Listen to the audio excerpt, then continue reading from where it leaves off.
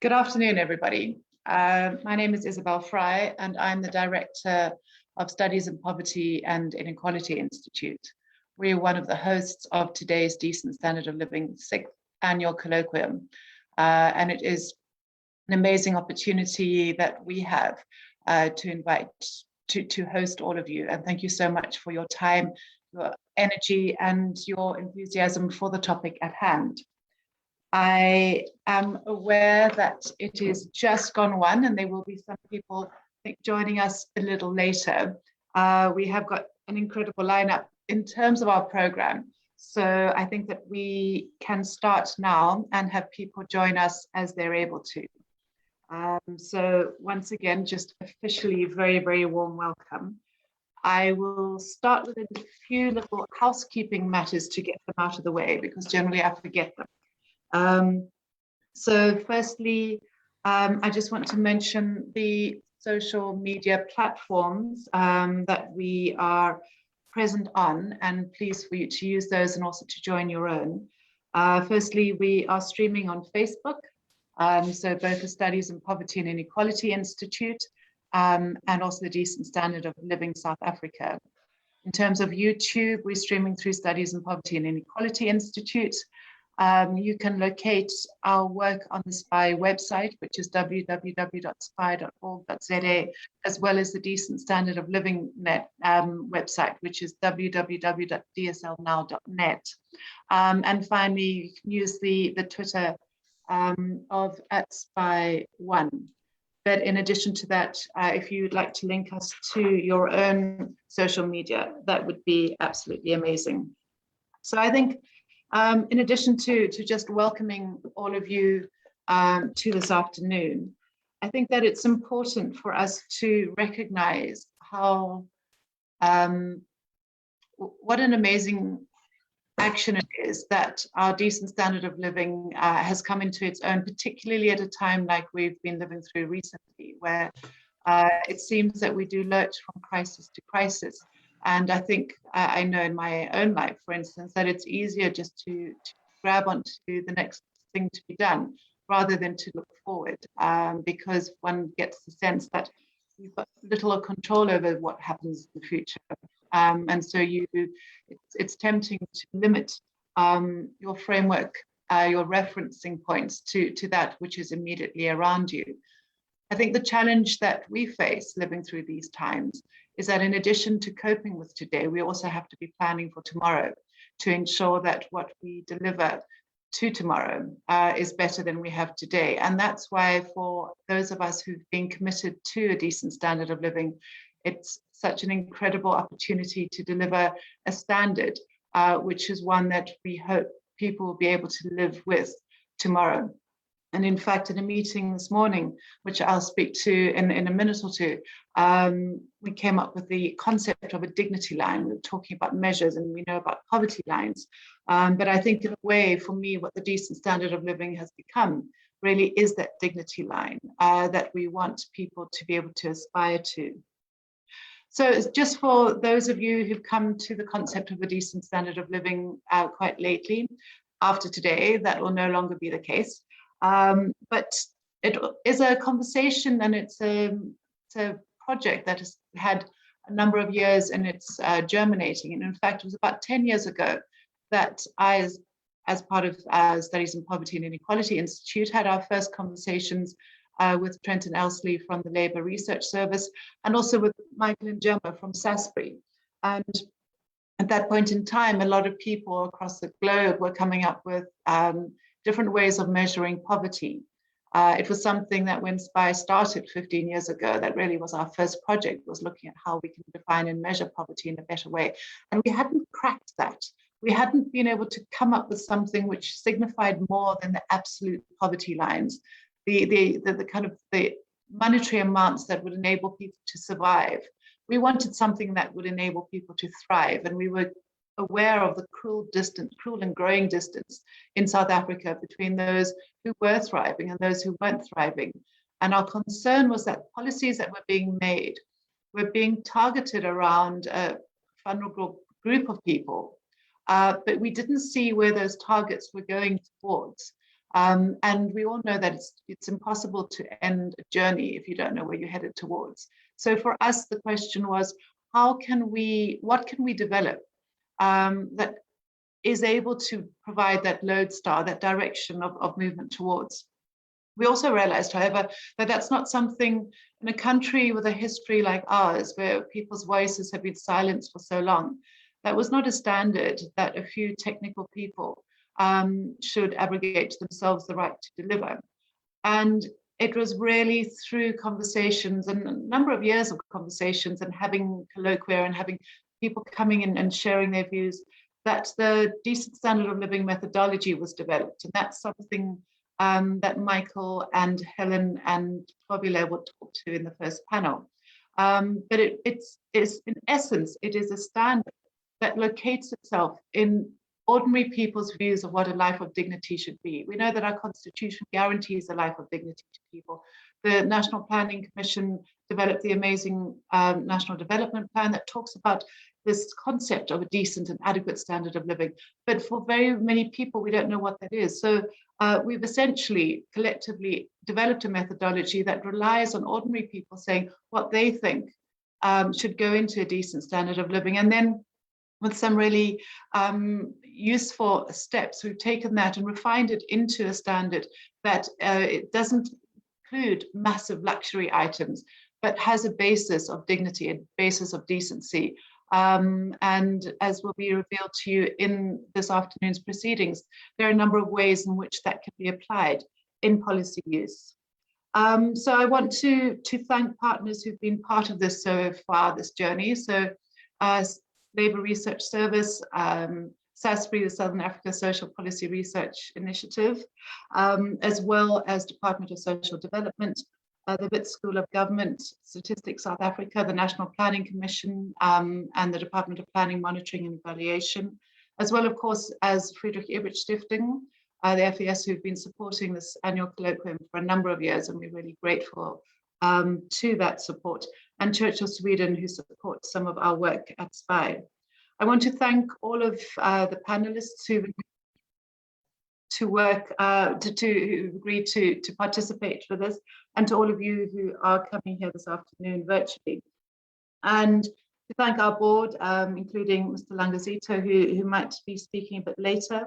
And then just before I close, I would like to thank the SPI team, who've been magnificent, truly magnificent, including Lindy Kay and Nikela, and everybody else who by the end of the session I will have mentioned your name. So without further ado, I just want to say that for us, the question that we are faced with here is, how do we make the decent standard of living more and more applicable in our collective desires to raise people from their levels of destitution and hopelessness into a better life for all? So thank you very much. And I hand over now to Ute Dirksen from Friedrich Ebert Stiftung to share her voice in welcoming all of you. Thank you. Thank you so much, Isabel, and good afternoon from me. My name is Ute Dirksen. I'm the director of Friedrich Ebert Stiftung here in South Africa, and it's a pleasure for me to welcome you in the name of FES to this colloquium this afternoon. The Friedrich Ebert Stiftung is the oldest political foundation in Germany, and it was named after Friedrich Ebert, who was a saddle maker, a trade union organizer, a social democrat, and the first democratically elected president of Germany. The foundation is deeply rooted within social democracy and within the labor movement in Germany. So the work of our foundation focuses on the core ideas and values of social democracy, on freedom, justice, and solidarity. We promote these values in our work within Germany, where we have offices that run political education programs in all of the federal states. We have bursary programs for students, a historical archive, a research and policy division, amongst others. But we also promote these values in our cooperation with partners across the world through our network of over 100 offices in different countries, where we work to promote social justice, democracy, peace, and international solidarity. Of course, social justice is a term that is used by many and is used to denote a number of things. So to us at FES, it is about the right of everyone to enjoy a good life, a life in dignity. It is, of course, about access to the material foundations of life, but it is also about enabling people to unfold their potential. It's about personal autonomy and about social participation. Social justice is always defined within the web of relations that we have within society. So having food on the table and a roof over your head are, of course, necessary conditions for social justice, but they are not sufficient. As human and as social beings, dignity and participation require more. This is why we believe in the importance of these debates around a decent standard of living that Isabel has just outlined. And this is why FES has partnered with SPI since 2009, supporting their work in advancing social and economic justice through research and through social dialogue, and why in recent years our partnership spearheaded SPI's work in advancing the call for a decent standard of living here in South Africa.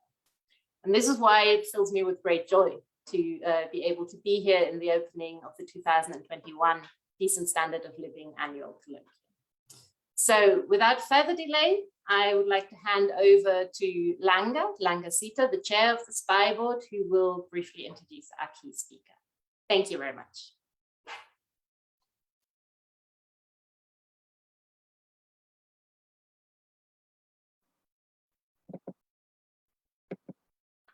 Okay, thank you very much, Uta. Thank you very much, Isabel.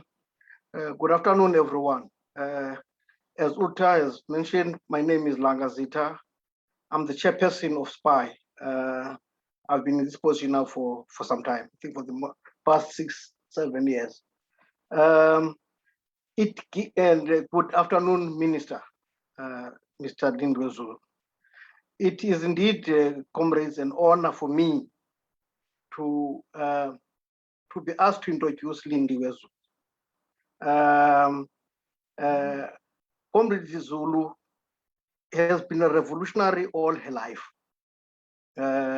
She is part of the 1976 generation that shook apartheid South Africa to the core. She joined the African National Congress in exile in 1977 and studied at the Patis Lumumba University later in the then Soviet Union. She was there amongst thousands of revolutionaries across the world, young revolutionaries who were assisted by the Soviet Union to prepare them or to contribute to the transformation and the liberation of their countries. She has a master's degree in communication. Her field of study, she may not be aware of this, is something that both me and her share. I'm also a journalist by profession. She is therefore, because of her qualification, be part of the communications department of the African National Congress in various areas. She was a member of the legislature, I think after 1994 in Gauteng, but also worked in government in various capacities. She's also had a stint in the private sector. What is also important for us, particularly when we're discussing issues of social transformation, social policy, social protection, is the fact that she was ambassador in Brazil during the great time and the great era of President Lula. So she has got first-hand experience of what a government committed to the transformation of its people does. She was elected in 2007 to the National Executive Committee of the African National Congress and subsequently was advisor to President Zuma.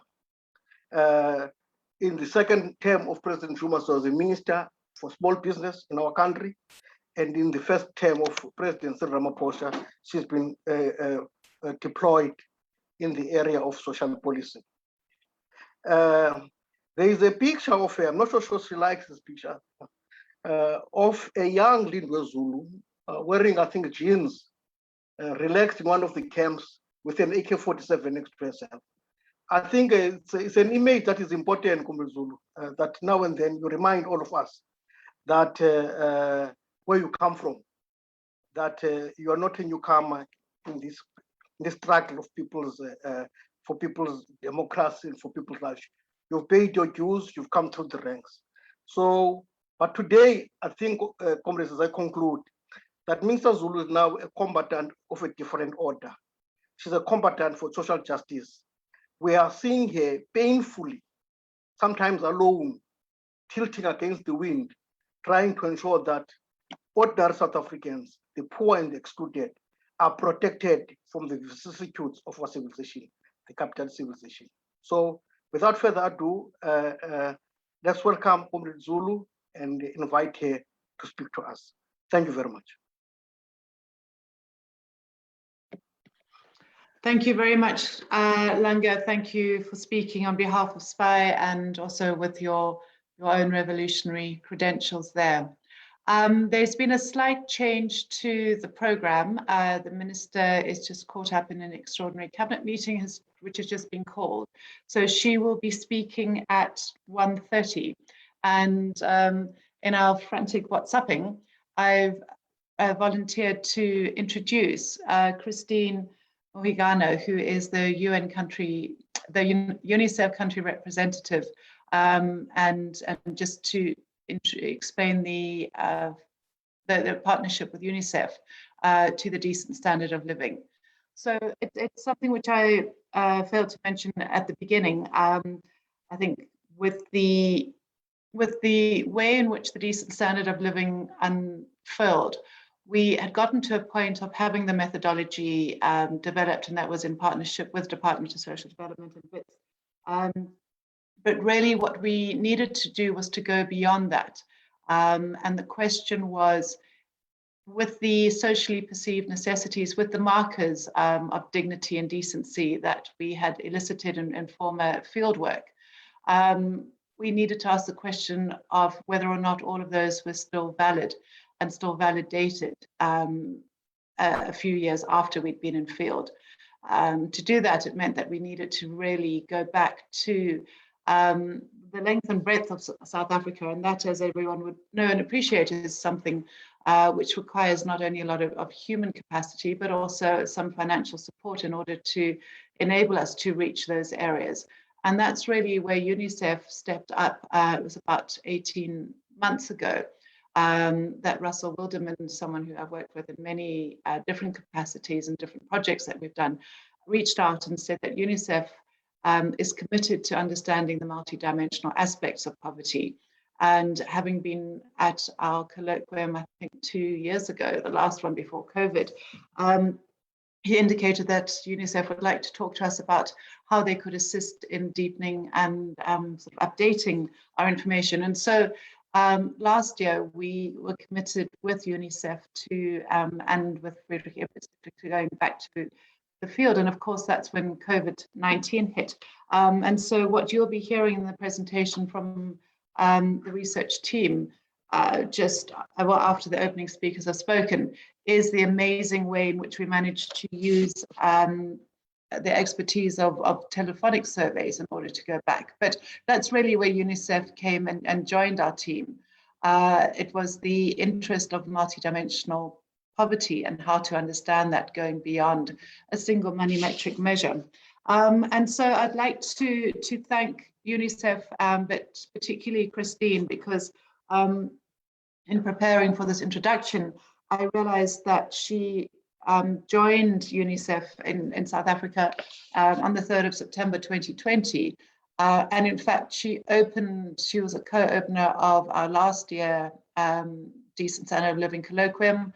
And that was only on 30th of November of 2020. So you were very, very new, and yet you reached up and assisted in what we needed from you without any kind of concern.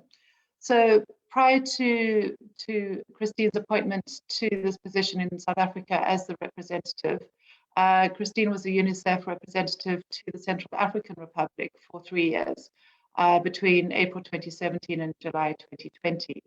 There she led the UNICEF team in increasing the immunization coverage, school enrollment, protection of children, and treatment of severe malnutrition through building systems and responding to humanitarian shocks.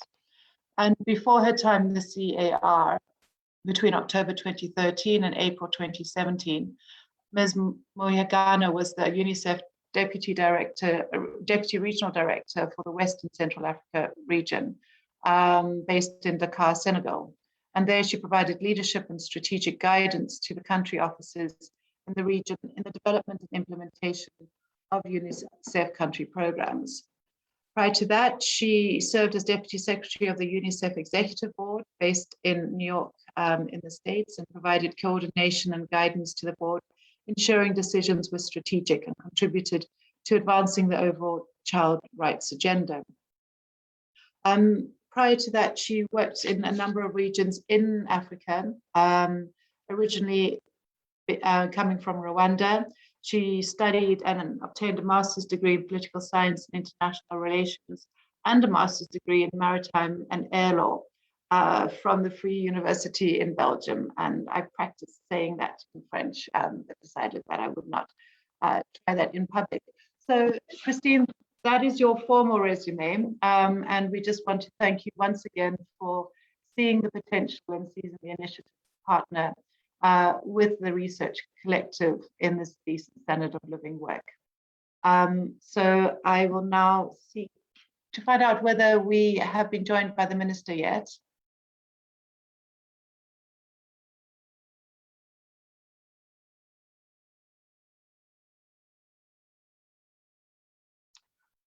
It seems that we are just waiting for her to join. So I'm going to fade off, and we will resume in a few minutes as soon as she has.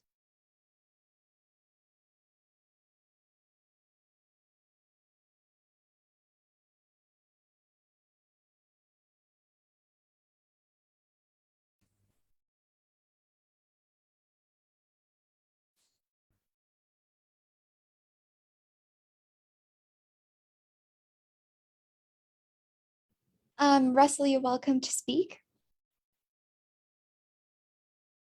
Thank you so much. I think just wanted to update the meeting. Christine is on her way. She's between two meetings, and I think she's basically fairly close to the office where she'll be delivering her speech from. Our apologies. I think she probably timed it to such an extent that she would have started, I think, at 1:30, 1:35. Sincere apologies from our side. Over. Thank you.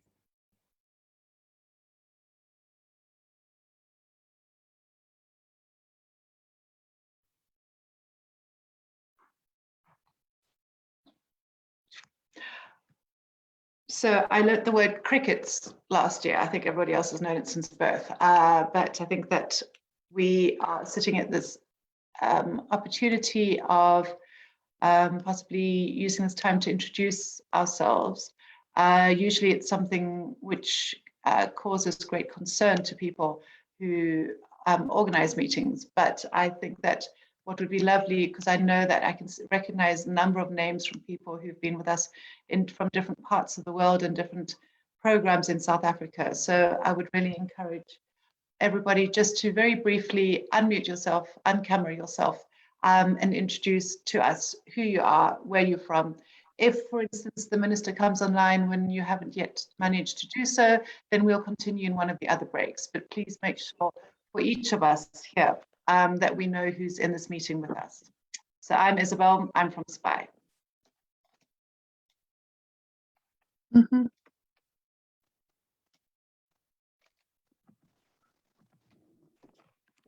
Good afternoon, and welcome to this colloquium. I'm Muso Moyo. I'm from the Friedrich Ebert Stiftung. My name is Gerður Pálmadóttir. I'm in Iceland, just listening in and seeing what's happening all over the world. And it's a great opportunity. Thank you so much. Brilliant.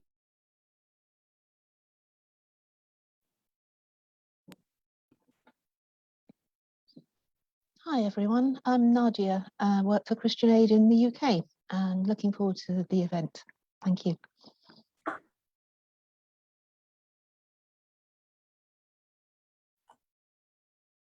Good day, everyone. My name is Kifilo Masipeng. I am from the National Planning Commission Secretariat. Thank you.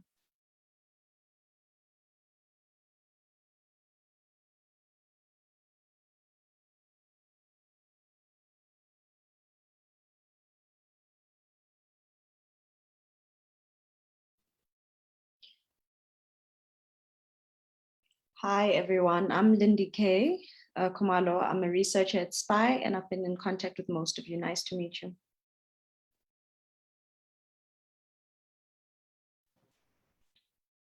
Hi, I'm Michael Noble from Salisbury, and nice to meet you all. Thank you.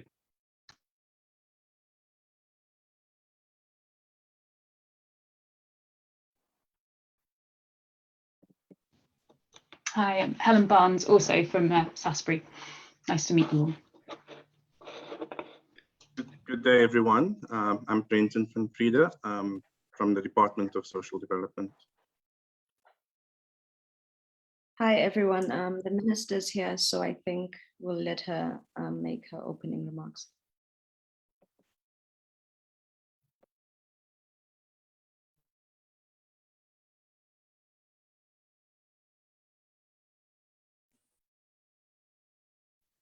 Hello.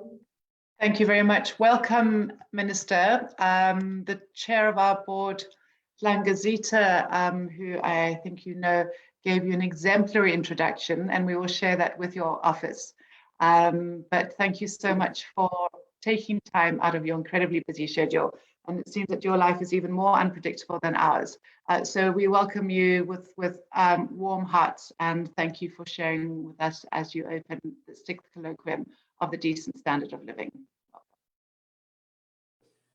Thank you very much, and a very good afternoon to everyone. I apologize that I'm late. I was in Guguletu in programs of the department, also in partnership with other people who are working with us as the Department of Social Development.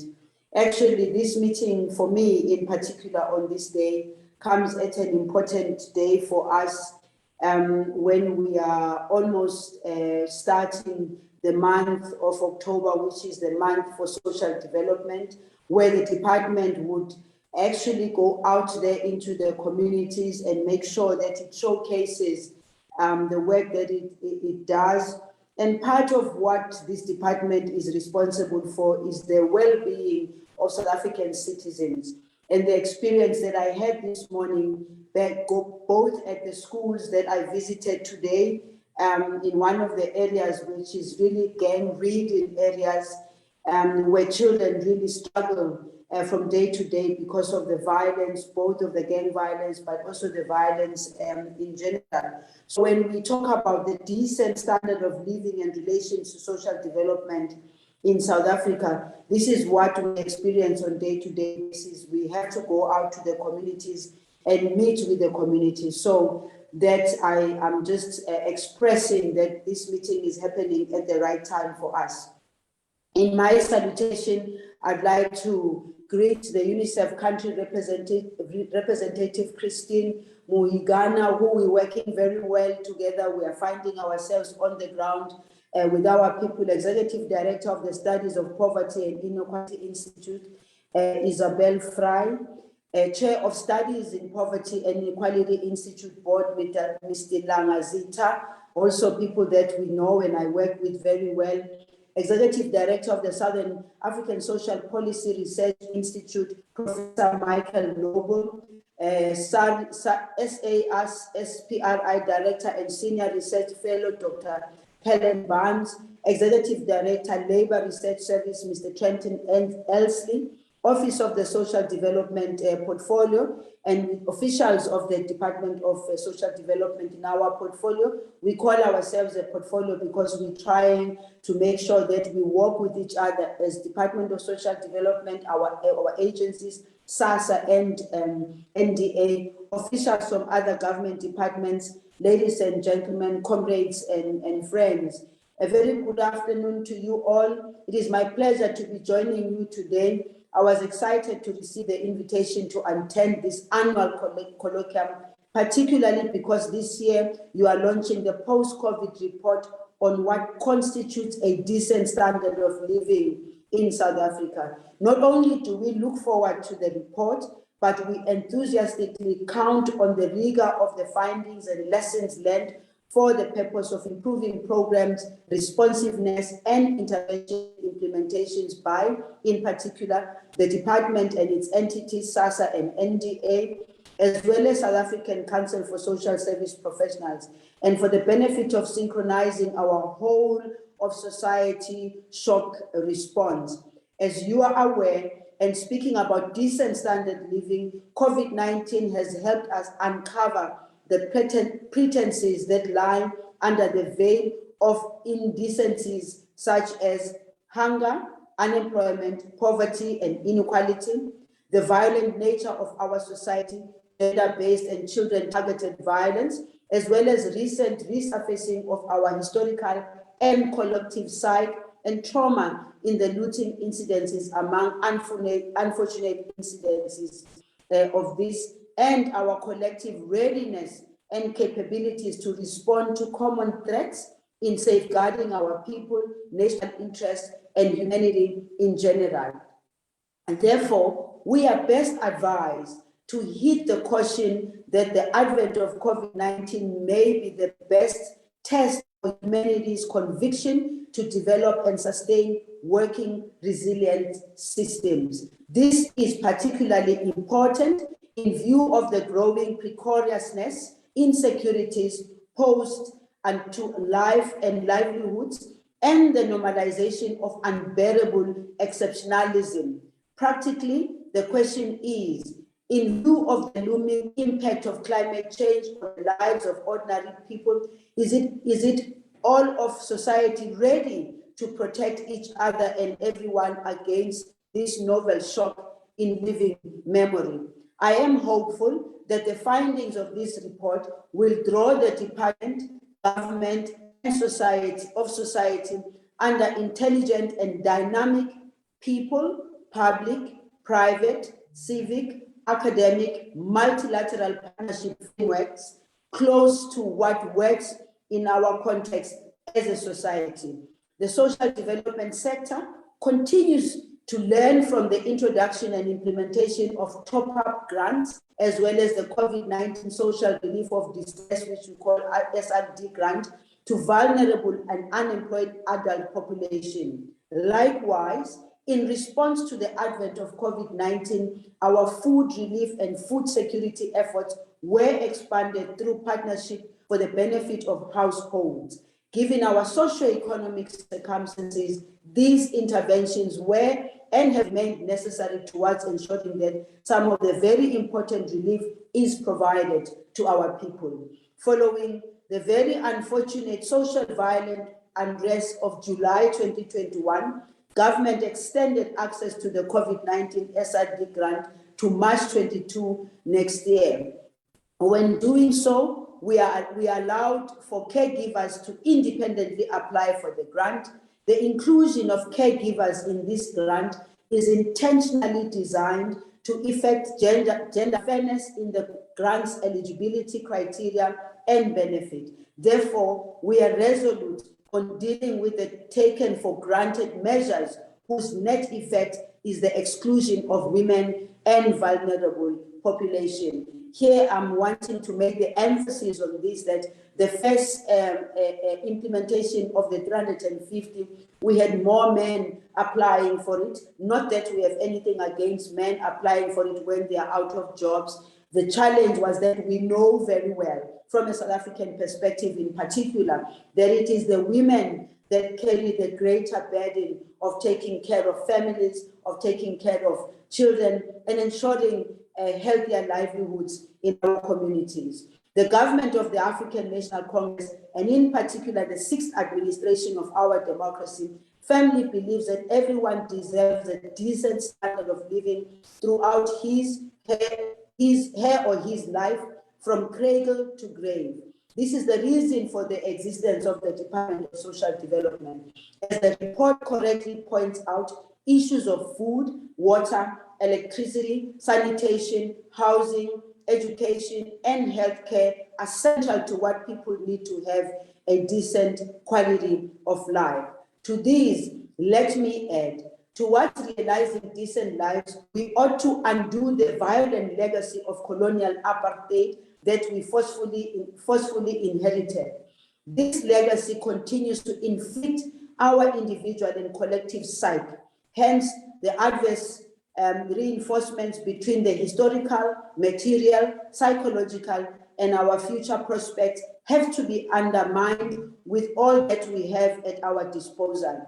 Hence, this partnership must commit to a social life that is free of anxiety, fear, panic, trust deficit, uneasiness, and insecurity among our people and all of us. The Department of Social Development has consistently been involved in the painstaking work that underlie the generation of this report. We have been involved in the work because we strongly and consciously believe that there is a need to have wider discussions and be open to new and innovative ideas and frameworks that will challenge the orthodox framework. Doing so will purposefully direct policy development and legislative interventions in the social policy space. Therefore, from time to time, and in order to remain relevant, socially perceived necessities, SPNs, need to continuously be reviewed.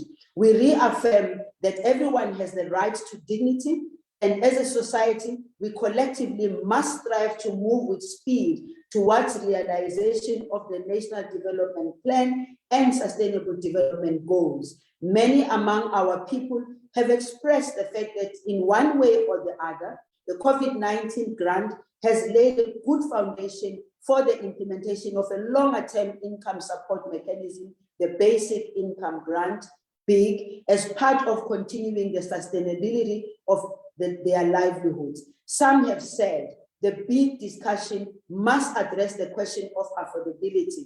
Of course, we welcome these discussions. A number of officials from social development sector are connected to this session, and through them, we will have an opportunity to deliberate on the outcomes of this colloquium. Beyond today's presentation, I trust that the colloquium will result in engaging outcomes. I know that we've had so many colloquiums, we've got so many workshops, we've got so many gatherings that we come together, and in many instances, we end up gathering together, taking decisions, but falling short of the implementation. It is for this reason in particular that the government of the African National Congress has targeted and identified the capacity of the state to be at the center of enabling us to make sure that we're able to implement the decisions that we take, but most importantly, we're able to implement from research that has been done not only by ourselves, but other people. I will want to say also at this colloquium that in the research that has been done, this department did its own SNAP research, but also other research partners did their research on the impact of the 350 social relief of distress grant, and we're taking the lessons from there. We assure you, and I can assure you for myself, and I'm sure the Deputy Minister, we will be able to look at the results after this colloquium. And in conclusion, allow me to thank you for the great opportunity, and I wish you fruitful deliberations. And from this colloquium, I'm looking forward to implementable outcomes that will meaningfully move our society forward. We need high impact solutions for a high impact change in the lives of our people, and they all deserve to live a decent life. Thank you very much. Thank you very much. Thank you so much, Minister. Sorry, thank you, Langa.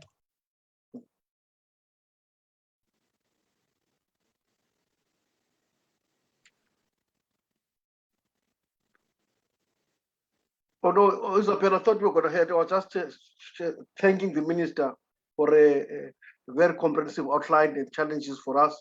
We take very warmly her recommendations, and we look forward to continuing the dialogue and interaction with her. She must understand that with us, she's got Alice. We're going to work with you, Minister, throughout your term as Minister of Social Development. We'll stand with you in the battles ahead. You know that SPI is there, and all of us here are your partners, and we appreciate the good work that you are doing, as I said in my introduction. But Isabel, you may want to say something. Sorry, I was just thanking the Minister. I didn't want to overrule you. Thank you very much. Not at all. Thank you very much, Langan. Sorry for speaking in your stead. We just wanted to really thank the Minister and to pledge our support as well for the work around the Green Paper and the basic income. And we see that coming together in terms of social policy of all of these. So, Comrade Langan, would you like to have a final word here before I call on Christine?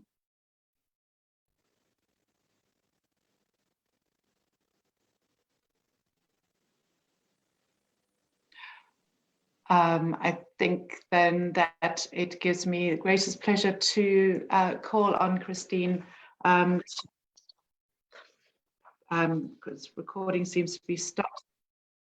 Okay, I will stop mentioning that. But just to call on Christine, who I have introduced, I think, in her absentia, but just we really look forward to UNICEF, to you sharing UNICEF's view on multi-dimensions of poverty, and welcome once again. Thank you, and thank you for the in absentia introduction. I'm sorry I had a bit of a technical issue. Can you hear me? Can you confirm that you hear me?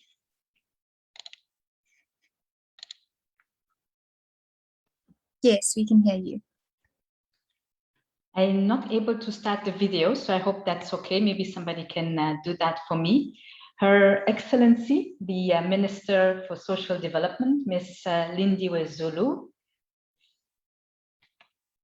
the Chair of the Board of the Studies in Poverty and Inequality Institute, Mr. Zita Langa, the Executive Director of the Studies for Poverty and Inequality Institute, Mrs. Isabel Fry, the Executive Director of the Labour Research Service, Mr. Trenton Esley, Program Manager for the Friedrich Ebert Stiftung South Africa Office, Dr. Mbuso Moyo, social, labor, and academic partners of the Decent Standard of Living Initiative, ladies and gentlemen.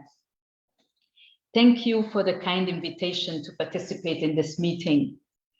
UNICEF appreciates the opportunity to dialogue with our valued partners and to help move the dial in collaboration with government and social partners on the poverty and inequality challenge in South Africa. It gives us at UNICEF great hope that government, civil society, and academia can come together and jointly address the challenges the country faces this year. This is what makes South Africa such a front runner on the continent and indeed in the world in its ability to find solutions, not in silos, but through honest and frank discussions among all social partners. Minister Zulu, we are encouraged by your principled stance on social protection for the most vulnerable in South Africa. And we assure you of our continued support as the country navigates its way through this unprecedented health pandemic and the associated social and economic challenges. As many of you will know, UNICEF has always been interested in expanding the frontiers of our understanding of child poverty. The partnership with Statistics South Africa on the multiple overlapping deprivation analysis, MODA, is testament to our continued conviction that poverty challenges must be fronted head on and that we need to gather the best possible data to enhance our diagnosis and prognosis for children and all other vulnerable groups. So when we were invited to offer a small hand in the development of the Socially Perceived Necessities Index, a complete fit between the objectives of this coalition and our own goals came into being. This allowed us to extend the multidimensional poverty work we do across the spectrum of social partners in South Africa, and thus fulfill an important mission of the government of the Republic of South Africa in its quest to promote social cohesion. We are not here, Minister Zulu, because this is an optional exercise. We are here because what the Decent Standard of Living Coalition does and tries to achieve is central to the aims of UNICEF.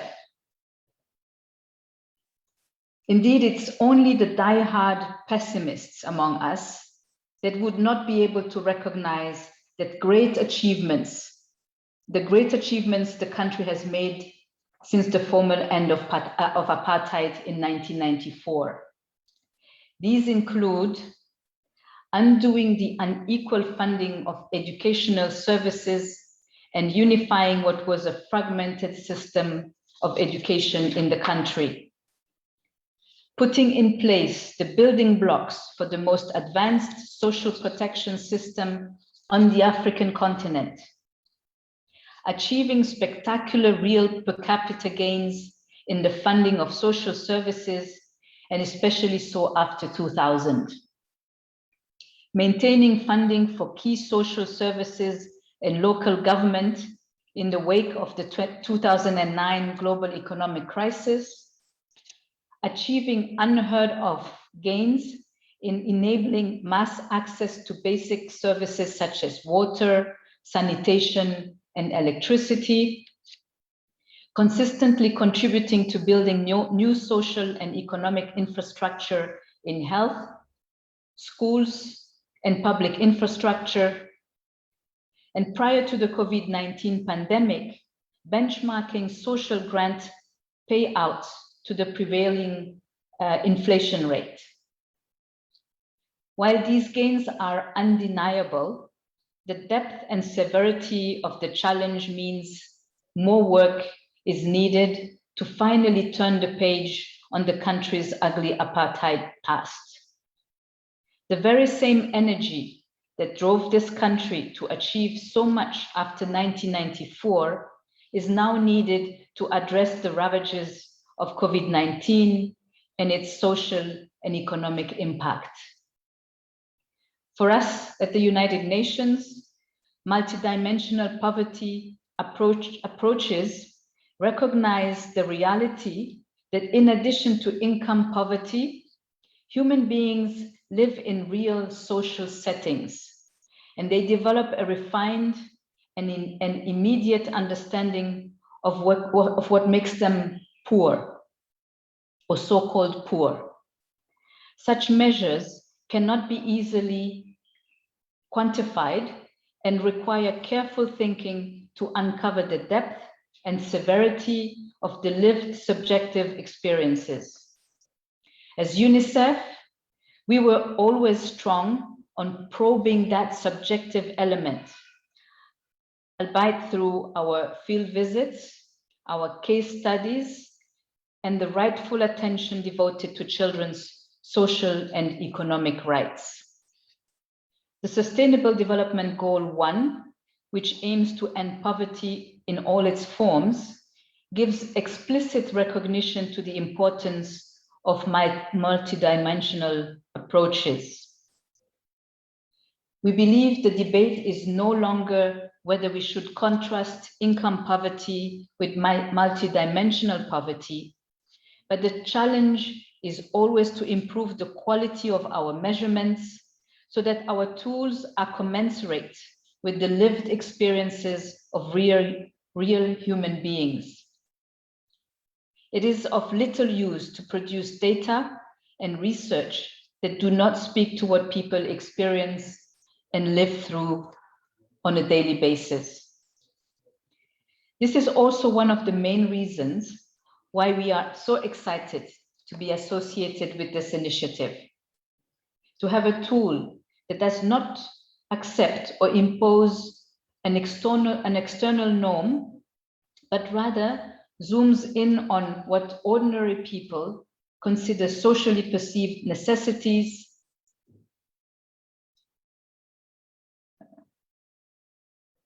I'm losing a bit of my trail of thought here, sorry. So this is one of the main reasons, as I was saying, we're very excited about our association with this initiative. And we have now a tool that's not coming from outside, and which brings us one step closer to tools that matter for the ordinary people that we are here to serve. And this does not detract from our human rights focus, but it reinforces it. Furthermore, we are grateful that the Decent Standard of Living Coalition has not neglected our own key constituency, namely the children.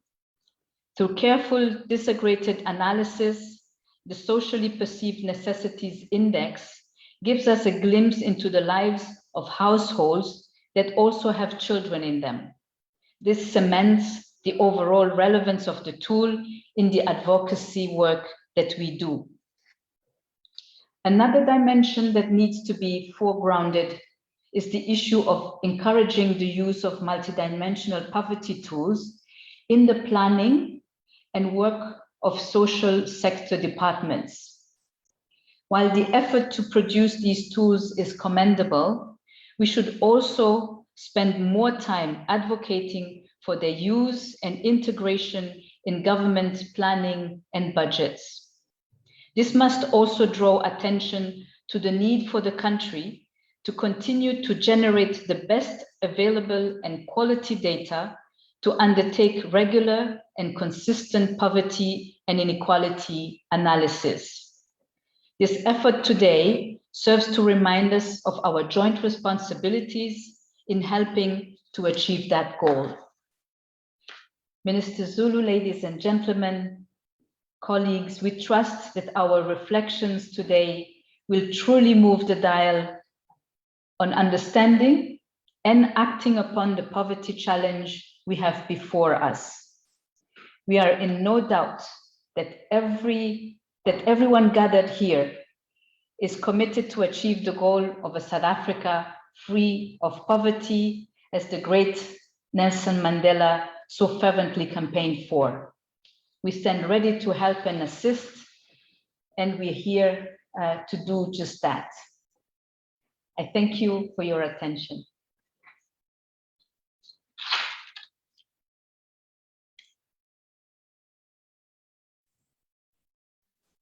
Thank you very much, Christine, for that. And I think that the number of aspects that you mentioned, which are so critical to the work that we're doing collaboratively and each in our own domain, was really useful, referencing back to the UN Sustainable Development Goals, and of course, the specific way in which children's particular vulnerabilities are crucial for any kinds of measures.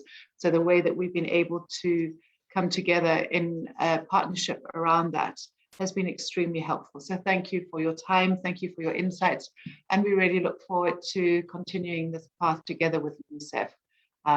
Thank you very much, Madam. Can I hand over to Nkululeko Majozi, who is the SPI social security researcher, who will be introducing the next panel. Thank you, Nkululeko. Thank you very much, Isabel. My name is Nkululeko Majozi, the social security researcher at SPI. I have the pleasure today of introducing the next panel, which is really the meat of this colloquium today. In the panel, we have our research manager at SPI, Dr. Nqobile Zulu, and also Dr. Helen Barnes, who is the director at Salisbury and senior research fellow. And they will share with us today the research findings for the 2020-2021 DSL, Decent Standard Living of Major Research. Without wasting any time, I will hand over now to Dr. Zulu.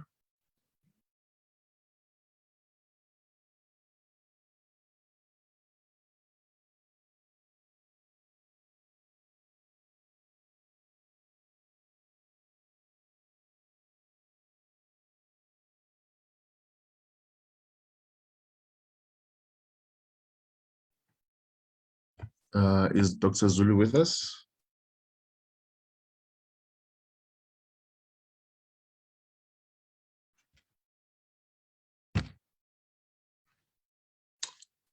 Perhaps then I can hand over to Dr. Helen Barnes. Yeah. And then Dr. Zulu can follow after you. Yeah, Thank you. I think that's fine. Thank you.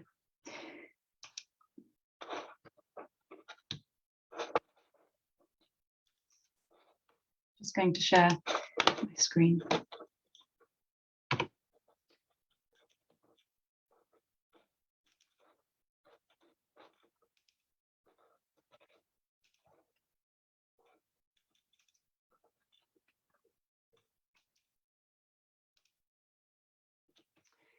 Great, thank you for that introduction, and indeed thank you to all the speakers so far for setting the scene for the analysis that I'm about to present.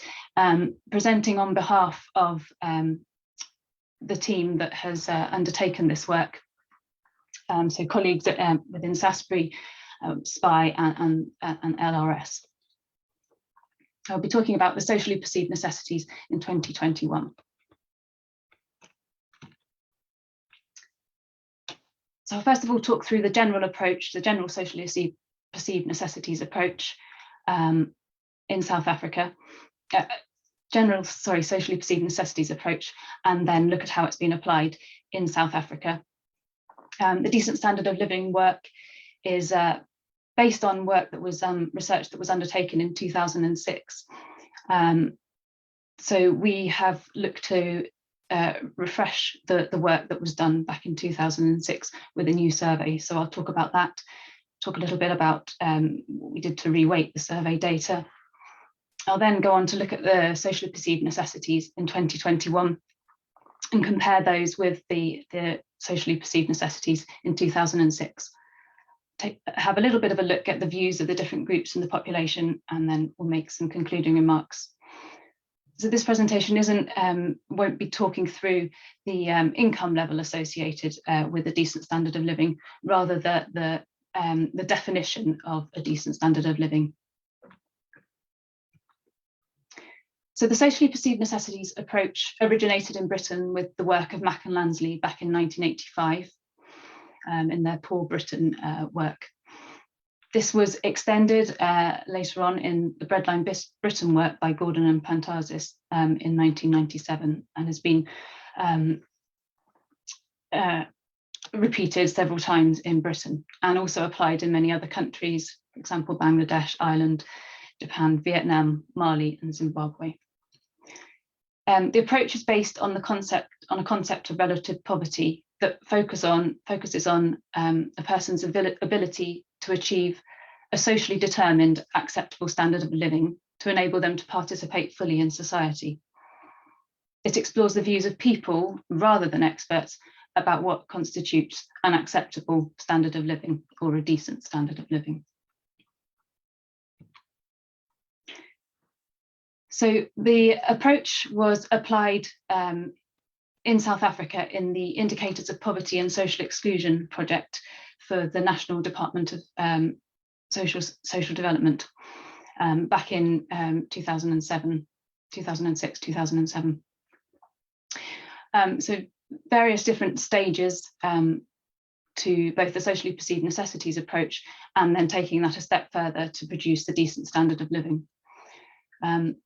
So for the Indicators of Poverty and Social Exclusion project, in stage 1, focus groups were held across South Africa, asking people what constitutes an acceptable standard of living.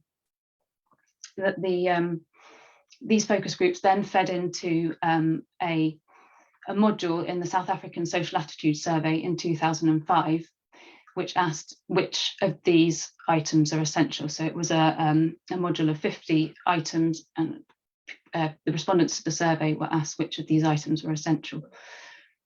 This was regarded as a pilot of the approach, and the module was repeated in 2006 again in the South African Social Attitude Survey.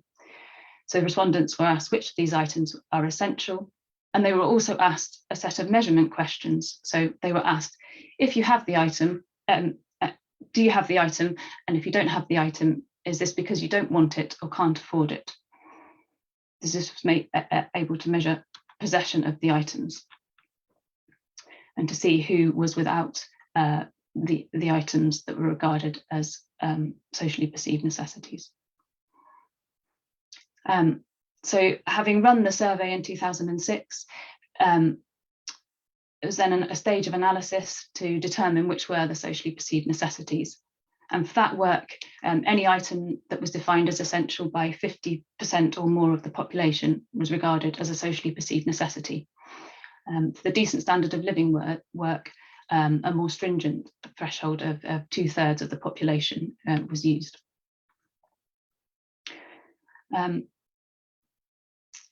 The questions, as well as being the measurement questions, as well as being asked in the South African Social Attitude Survey, were also included in the Living Conditions Survey in 2008 and again in 2014. So Statistics South Africa's Living Conditions Survey. So the question was asked, do you have the item? And if you don't have it, is this because you don't want it or can't afford it? With that information from the Living Conditions Survey, able to look at possession of the socially perceived necessities and look at the relationship between possession of a decent standard of living, so possession of the socially perceived necessities, and income.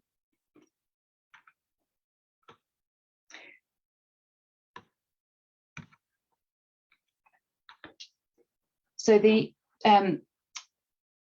2006 Social Attitude Survey resulted in 36 socially perceived necessities when using the 50% threshold, or 27 socially perceived necessities using the more stringent 2/3 threshold. Now, there were limits to how many questions could be asked in the survey, and this list is a set of indicators rather than an exhaustive list of necessities for an acceptable or decent standard of living. The set of 27 socially perceived necessities was reduced to 21 for the decent standard of living analysis, because it wasn't possible to measure possession of the items for all households. And as I said, this work was undertaken in 2006, so a long time ago now, and it's really is time that we looked again at the socially perceived necessities and obtain a new definition. So we commissioned BDRC to undertake a telephone survey in June of this year. We asked the same 50 questions as in 2006, with the exception of landline, which we replaced with smartphone. Respondents were randomly selected from a consumer database list provided by List SA. It was a quota-controlled sample designed to be representative of the South African population in terms of gender, age, ethnicity, income, and urban-rural dwelling. And in total, 921 interviews were successfully completed. So this just shows the survey question. So respondents asked, please say whether you think each of the following is essential for everyone to have in order to enjoy an acceptable standard of living in South Africa today. And the responses they can give essential, desirable, neither, or don't know.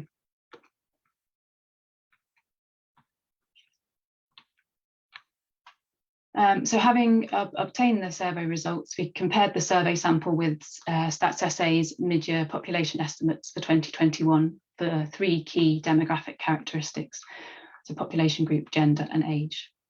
The distribution of the survey and of the mid-year population estimates were similar, but there were some notable differences. So the Black Africans were underrepresented and whites were overrepresented. So we felt it was important to reweight the survey data and control to those 2021 mid-year population estimates. So we undertook a reweighting process using a technique called iterative proportional fitting, which is also referred to as raking. This was undertaken in Stata, and we controlled to each of the 3 demographic characteristics that we had compared. This table just shows the difference between the weighted and unweighted results, which really is very little difference. really the only point to make, this is just an extract of the results. It's not the full set. Really just to show the very small difference that there was. So if we had used the unweighted results, a radio and a lock-up garage for vehicles would not have made it into the list of socially perceived necessities based on a 50% threshold. And if we had used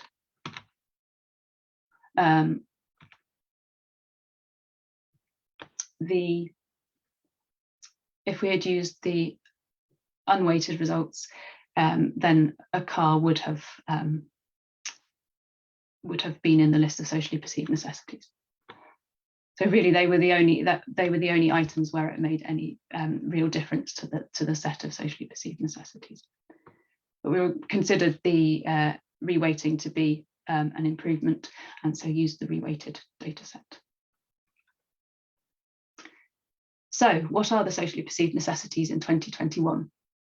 So using this 50% threshold, we find there are 34 SPNs, which is 2 less than in 2006.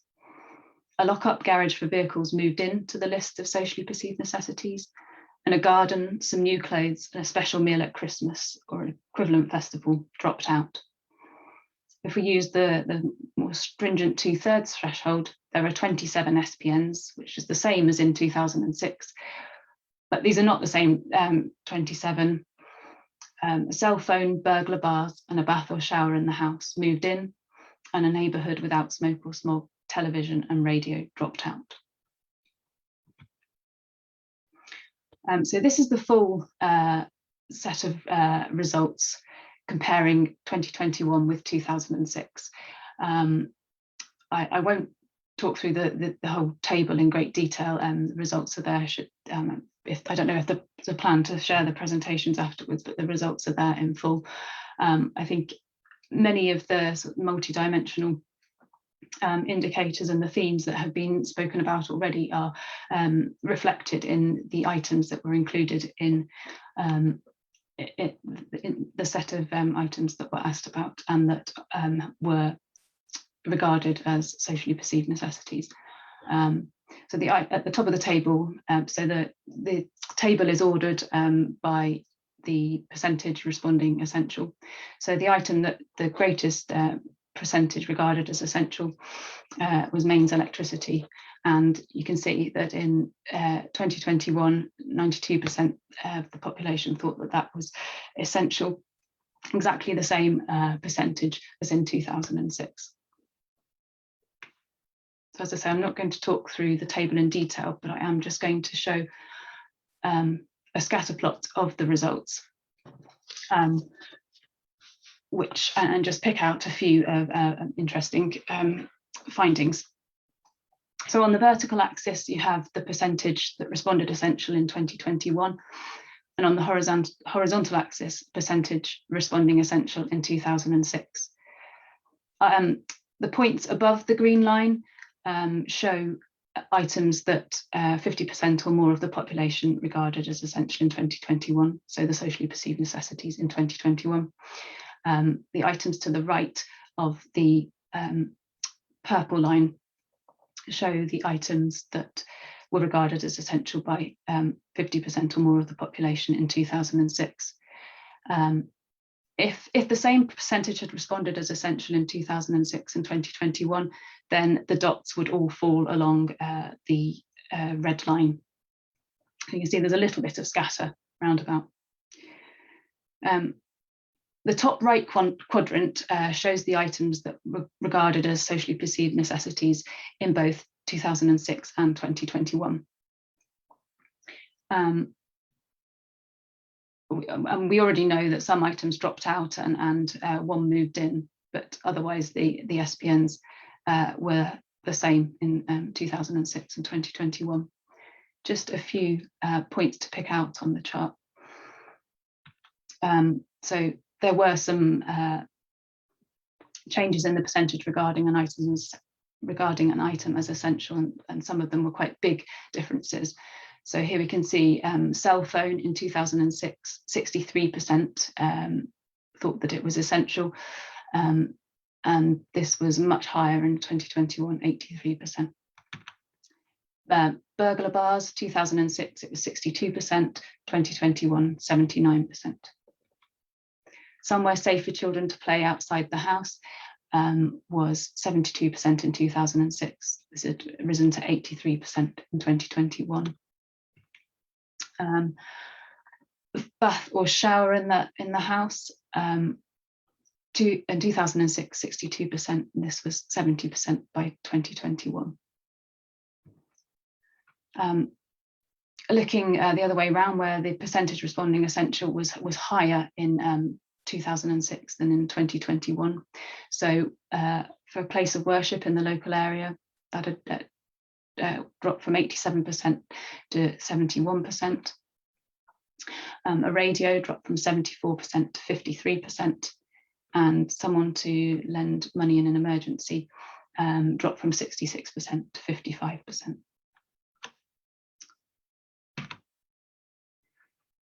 So that was the items that were regarded as socially perceived necessities, so above the 50% threshold. Which items fell below that threshold? So these are just a few examples. A car, a garden, that was a socially perceived necessity in 2006. Washing machine, some new clothes, again, a socially perceived necessity in 2006. Smartphone, computer, a special meal at Christmas or other festival, presents on special occasions, holiday once a year, and toys.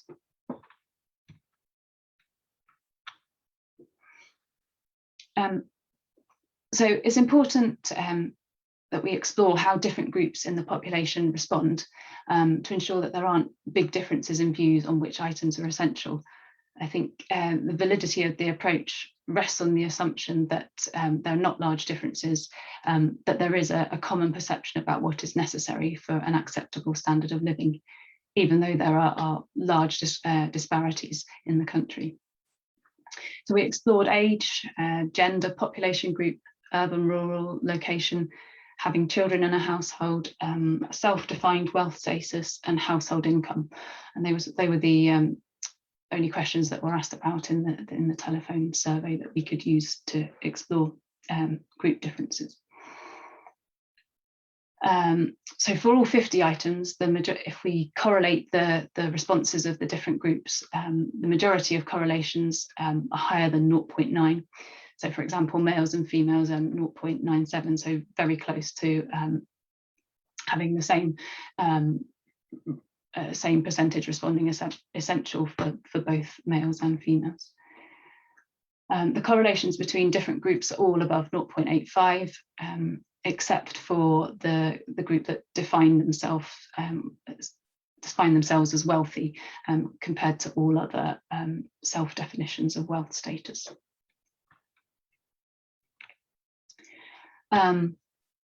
Just looking at the socially perceived necessities, and this is those items where 50% or more of the population regarded them as essential. In general, the different groups, however you look at it, they define between 33 and 35 items as essential, and mostly they were the socially perceived necessities. The socially perceived necessity most often not defined as essential are someone to lend you money in an emergency, a lock-up garage for vehicles, and a radio. Very few extra items were defined as essential, so other than the socially perceived necessities. But most commonly, these were a car, a garden, and a washing machine. For a couple of groups, they either define more items as essential or fewer items. So for example, the peri-urban group, it looked at urban, peri-urban and rural. So the peri-urban group defined 38 items as essential. So that was the 34 socially perceived necessities, but also a car, garden, burglar alarm and smartphone. For the self-defined wealthy group, they regarded a smaller number of items as essential. So it was 22 items, and all of them were the socially perceived necessities. The Indian Asian population group defined 29 items as essential, and again, all of them were socially perceived necessities.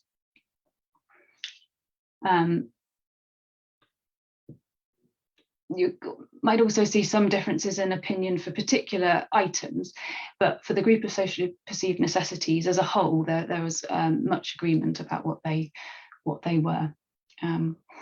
If you look at the 2/3 threshold, you see a very similar pattern. So the 27 socially perceived necessities, that the patterns are very similar. So just a few remarks in conclusion. The reweighting made the results more robust, but had little impact on the definition of socially perceived necessities. The set of socially perceived necessities has remained quite stable over time. Although the previous slide showed some one or two groups where there was a difference in the number of socially perceived necessities defined as essential, in general, there was a high level of agreement about the socially perceived necessities across the different sections of society. And looking to the next steps, want to take forward this work with the refreshed set of socially perceived necessities and repeat the analysis that was undertaken for the decent standard of living. I won't say any more about that because my colleague Michael Noble will be talking about this later on today. Thank you.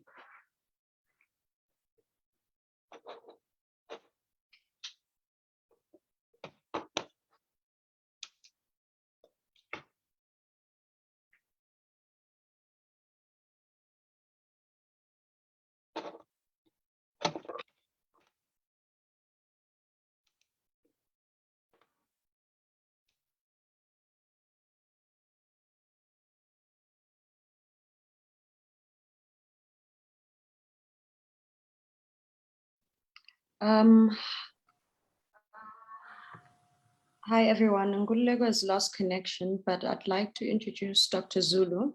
He's the research manager at SPI.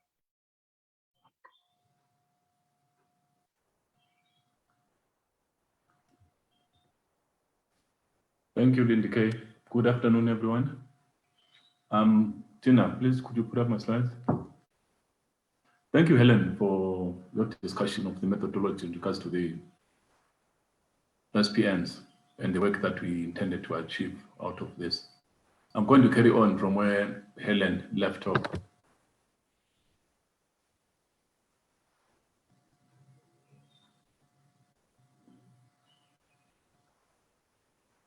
Slides, please.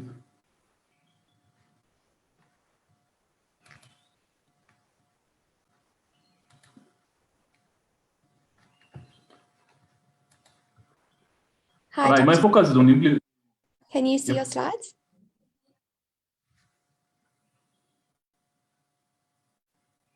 Okay, just a minute. No. At least we can see the beautiful mountains. Yes, thank you, Minister. It's the unfortunately it doesn't look like Table Mountain. No, it doesn't. Are we able to? Yeah, if you could just start, it should be up soon. Okay, cool. Thank you. Thank you, Minister. Right. I'm going to carry on from where Helen left off. In speaking to the idea of implementing the SPNs in South Africa to facilitate a citizen-focused decent standard of living, I'm impressed, Minister, that you're still here. Listening to your speech, I was smiling to myself because you did mention SDGs and a whole lot of that. So it's part of my speak. So we don't just share surnames, we share ideas. Thank you. My presentation outline, I'm going to be looking at a brief look at the survey's methodology. And then I'll look at the aspirational nature of the SPNs. My next slide will be looking at the link to SDGs with a special focus on SDG 1, 10, and 11. I've particularly chosen these three out of the 17 SDGs because these speak much more to what we are focused on today. And then there's a brief look at the link to the South African Constitution. And then I'll conclude. Thank you. Next slide, please.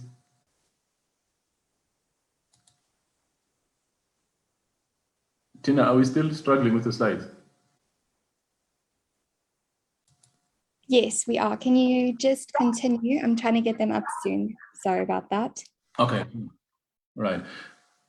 So in speaking to the method, I'll quickly, briefly focus on the methodology that we use for the study. The study was based on an established measurement model that comprised 50 key attributes relating to personal belongings, access to community-based services, activities, and relationships with family and friends. So what we're looking at here is communities, sustainable living and sustainable development within the communities that people come from. The questionnaire focused on the demographic questions. There was a self-defined income status question, which we as the team heavily debated on. But part of the reason why we decided to make that as an input into the study was South Africa is a highly unequal society, and a major portion of that comes from the different income statuses that people find themselves in. So we have at the far end of the rung, the people that are CEOs, maybe in private companies and all of that. And at the lowest end of the rung, you have people that are working in informal economies or even the low level paying jobs. So there's a huge gap, income gap, and that needs to be spoken to. And in looking at these 50 questions, we looked at the needs in terms of what is essential, what is desirable, or neither. Remember, I mentioned that in speaking to the SPNs, there's the whole idea that these are aspirational. But in talking about aspirations, we're talking about the dignity of human beings. We're talking about people who look at themselves and aspire to a better life for all, for themselves too, who aspire to housing, as decent housing, as Helen has pointed out. In looking at this, initially we targeted doing a survey of 1,000 telephonic interviews, but we ended up doing 921. The fieldwork was conducted in 5 South African languages, namely English, isiZulu, isiXhosa, Sesotho, and Afrikaans. Thanks to UNICEF, we were able to manage to look at 5 provinces in this sort of 5 languages. 5 provinces were Gauteng, Western Cape, KwaZulu-Natal, Eastern Cape, and Free State. We might have wanted to do all the 9 provinces of South Africa, but we felt that these were semi-representative of the country because we looked at the urban, peri-urban, and rural areas. So I've spoken about the representativity of the sample in terms of the age, gender, ethnicity, and the income status. When we did this research, we were looking at informed consent from the participants. So participants were not incentivized to participate in this. So there's a free consent. So the responses that we got from this were from people who were willing to be participants of the study. And remember, this was a study that was conducted during the height of COVID. And interestingly, we had a huge response rate. So for that, we appreciate the South Africans for their willingness to share. I'm now going to talk on the aspirational nature of the SPNs. When we talk of socially perceived necessities, that despite the aspirational nature, they speak to the decent standard of living as a quality of life that is desired by the majority of the population. As Helen indicated, there were 34 out of the 50 SPNs that were common to a majority of the people that were interviewed. So we are all the same, despite being our rainbow nation. Part of the SPNs, the key item in regards to the SPNs, it speaks to dignity. And that is referenced in the section 10 of their constitution, which provides for the right to human dignity, which says everyone has an inherent dignity and the right to have that dignity respected and protected. So if the people's dignity is to be respected and protected, then there needs to be a decent standard of living that they can be helped to have access to as citizens of the country. Interestingly, the fact that this measure was used 15 years ago in 2006 in a focus group discussion, And now that it has been validated in 2021, despite the period that we're in of COVID, it points to the enduring nature of the research tool and its validity. But it also speaks to a greater extent to that these socially perceived necessities are what the majority of South Africans aspire towards. Those that have, those that don't have. And as a measure, as a tool for policy making, hint, hint, Minister and the Department of Social Development, maybe this could be a tool that helps us to have a greater understanding in our policy making, a greater understanding in the programs and the projects that we implement. The relevance of this is that they add to the multidimensional approach that signifies a shift from an economic model of measuring the standard of living to a socio-economic rights model. This particularly speaks to our funders, UNICEF, who have always focused on a multidimensional approach to poverty alleviation. So this SPNs and the decent standard of living that we're looking at, it speaks to that. What it achieves is that it takes common people's agency as social beings into consideration in policy making. I think when Christine talked about the beauty of South Africa was the fact that South Africa finds solutions to its problems and issues. What better way than of finding solutions to problems and challenges that our country has than going back to the common people, the citizens of this country, and using their agency to speak to these solutions, to speak to these policies that are enacted for their betterment of their lives.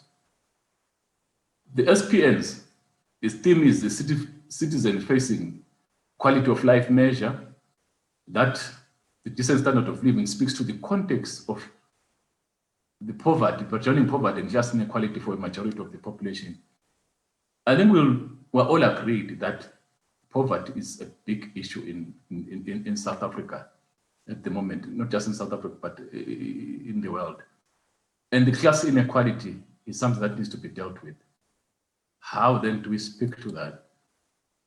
When we look at the SPNs, they link to the SDG.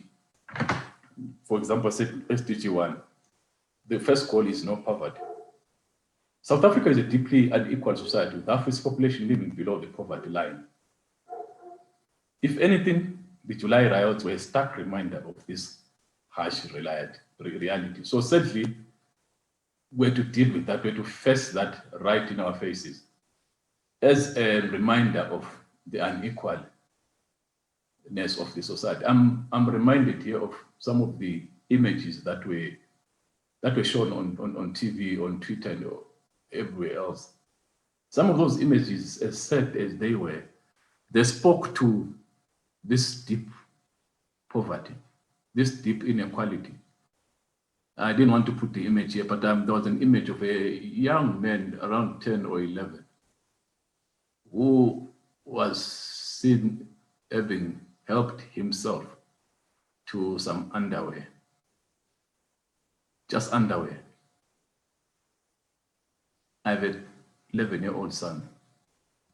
Breaks my heart when you think of this kind of thing, that this young man had to find himself in a desperate situation where he felt he needed to help himself to this because, and when you think about it, he didn't think about anything else. That picture, that reminder reminds us of the poverty that faces most in our community. But the good news is, yet despite these inequalities and the high levels of poverty, most South Africans are clear on what the bare minimum is that is needed to achieve a decent life. And these are the SPNs. So the first one, goal 1, no poverty. The second one that I decided to focus on was goal number 10, reduced inequalities. We are, as South Africans, we're also one of the most unemployed nation in the world. We're not the highest currently, but we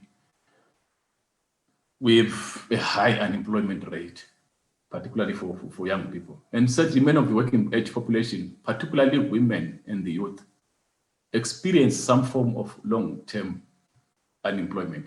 And most of these have become discouraged job seekers because of that they feel the chances for ever securing employment are reduced, much reduced. So what's the solution? This means that we need more radical economic interventions from our government if we are ever to achieve our constitutional ambition of the right to dignity, as espoused in Section 10 of the Constitution. The next link is to SDG 11, which focuses on sustainable cities and communities. I think the minister too also spoke of this, and Christine from UNICEF did mention that. I'll go back to the July unrest. It has sharply brought to focus the powder cake nature of the high unemployment rate and the concomitant inequality that's in the country. And within this context, the structural violence of an exclusionary economy is mostly felt in township communities, for whom the complexities of a lived experiences are ready to ignite the tiny spark of service delivery protest against stagnant systems of power and exclusion. It is within the communities where the harsh realities of day-to-day living are experienced, are felt. And for these traumas, all of us, need to put our hand on deck and find ways and means of supporting the state, of supporting our government, of supporting efforts to reduce this inequality, but also to create sustainable cities and communities where, in doing that, we can create a stable society that is cohesive, that is a society where our children can grow in a happy environment, in an environment where they have equal opportunity. In conclusion, it is our hope that the results of the study will be used to inform policy formulation in the fight against poverty. I'm encouraged by the minister's presence. I'm encouraged by some of the delegates that are here, the DSD. I'm encouraged by the colleagues that are here, the academics and all that. It is our hope that the stakeholders from all spheres will focus on efforts on bridging the gap between the haves and the have-nots. South Africa needs focused investment, particularly in communities that are left on the periphery, to enable greater cohesion and equality. And that focused investment can be investing in the quality of life for people, in the improvement, in giving them, restoring the dignity. In Minister and others, the BIG, for example, where if people, you spoke of the SROD minister and how that has been enlarged and widened to also include, because we noticed that from the first tranche that was given, mostly men applied for that. There's dignity in people not having to think about what their next meal is going to be. So with that, the government is going to be applauded. If people don't have to think about what their next meal is going to be, it's indignifying when they have to think about that. But if that is removed and the government is making efforts, the government is speaking to its people, meeting its people's needs, and speaking to their dignity, then that difference that they get enables them to do other things with their lives, enables them to start informal businesses, enables them to have a meal for that day. And hence they can think something else, something different. So for that, we are grateful. The DSL survey on the SPNs offers teachable moments of what a decent standard of living means to citizens. The fact that the findings from across a spectrum of South Africans of socio-economic background, different backgrounds, and it brought up 34 socially perceived necessities as a benchmark for a decent standard of living. This is critically important because it says we might be different. We might look different. We might speak different. We might have different economic statuses, but we are one in South Africa where we have aspirations that are the same for all of us. Doesn't matter our economic background, doesn't matter our race, doesn't matter our gender. doesn't matter our age. So this provides an alternative way forward for alleviating general household poverty. In conclusion, as my last slide, we hope that the survey invites policymakers to craft a citizen-centered, needs-based costing for developing funded and supported interventions that are progressive. The socio-economic rights solutions have to be transformational, leading to progressive realization of the common SPNs amongst the greater majority of the population. I thank you.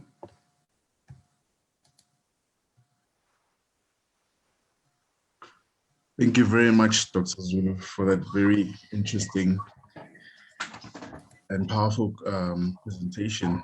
You really brought to life the SPNs and the research findings of the DSL research by linking it to the SDGs and also speaking to the importance of people, the importance of the need for people to live with dignity. Thank you as well to Dr. Helen Barnes for the first presentation and taking us through the history of the socially perceived necessities approach and its application in South Africa, particularly with the DSL research. It really is a human-centric way of determining a decent standard of living. And I find it interesting the number of items that dropped out this year dropped out of the SPNs, things such as TV, radio, which I think is a reflection of our times and the move towards more digital platforms and the use of internet and other streaming services. But now, before I open up the question and answer session, just to remind all participants that the DSL Colloquium is currently being live streamed on our social media platforms. On Facebook, it's on the page, it's on SPI's page, which is Studies in Poverty and Inequality Institute. Also in Facebook, it's on the Decent Standard of Living South Africa page. We're also live streaming on our website, spy.org.za, and also on the SPI YouTube channel, which is Studies in Poverty and Inequality Institute. We're also live tweeting at SPY1. Now, I think I can now open up the floor for questions. So if participants or everyone can just click on and indicate by hands their questions. Let me also check the chat box for any questions that might have come in during the presentation. But in the meantime, can we have people raise their hands and we will adjust the questions to the panel.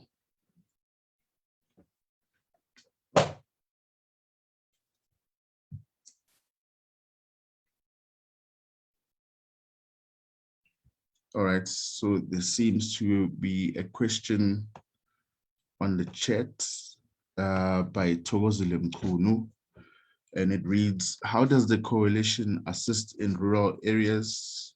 For example, Mjezi, Wahlatikulu, accessing water is a challenge. On healthcare, only one clinic. Ncibindwane, most of time medication is not available, poverty is extreme there.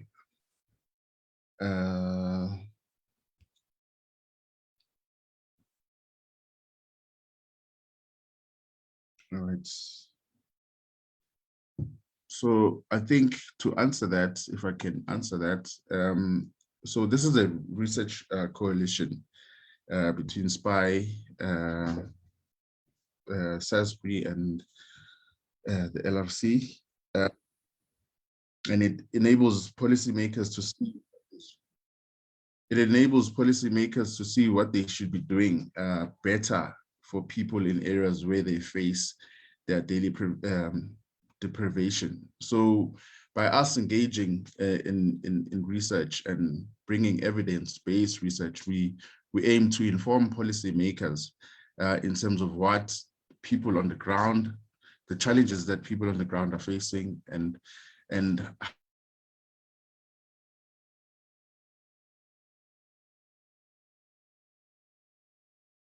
I hope that answers your question, Togo.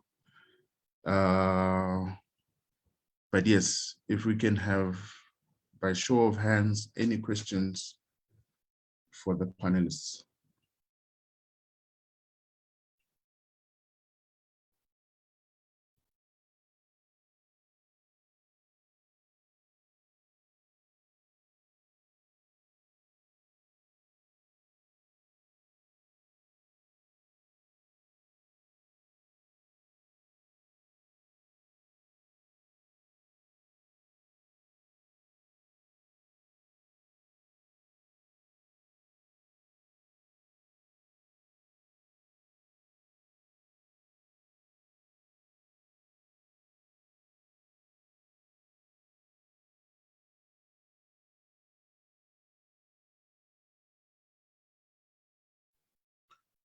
All right, I guess if there are no questions for this panel, we can move on then.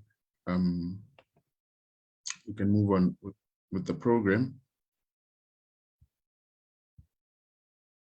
If I can just open up the program again. Hi, thank you so much, Ngululego. We will be moving to panel 2. Panel 2 will speak about the solutions and actions to help more people attain a decent standard of living. We have 3 panelists. Firstly, we have Brenton. Brenton is the Chief Director for National Department of Social Development. He started his career in National Government of South Africa in 2004, where he joined the National Treasury as a health analyst. He will be our first panelist. Secondly, we'll have Dr. Kifulwe. She's the Deputy Secretary for National Planning in the Presidency of South Africa. She was the Deputy Director General at Statistics South Africa, responsible for population and social statistics, household surveys, and consensus. She'll be our second panelist. And lastly, we will have currently the convener of the work stream that deals with human development in the National Planning Commission Secretariat, DPME, in the presidency. Until 2018, she was the program manager of the program to support pro-poor policy development. So I'd really like to welcome our 3 panelists. Brenton, you have the floor.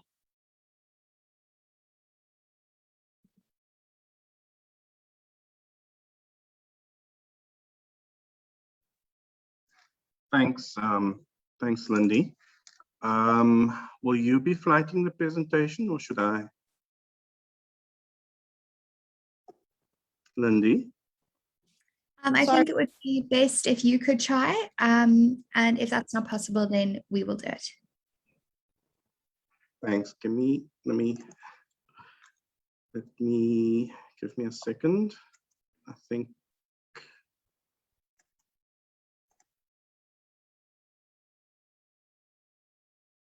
Great, we can see it. Okay, is that visible?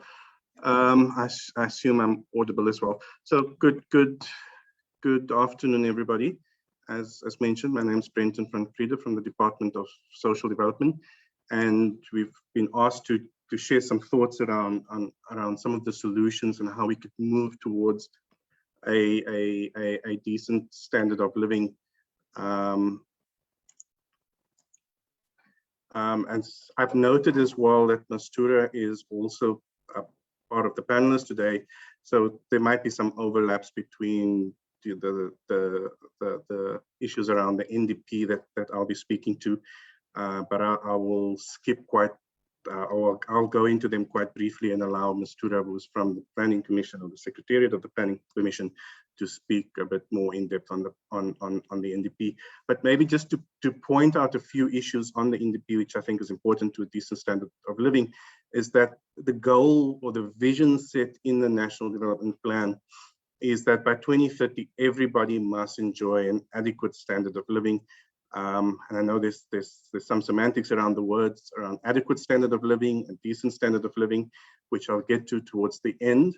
But I think we shouldn't lose sight of that. That sometimes we do focus a lot on poverty and inequality, which are sort of the overarching goals of the social protection chapter in the NDP, which is aligned to SDG 1 and SDG 10.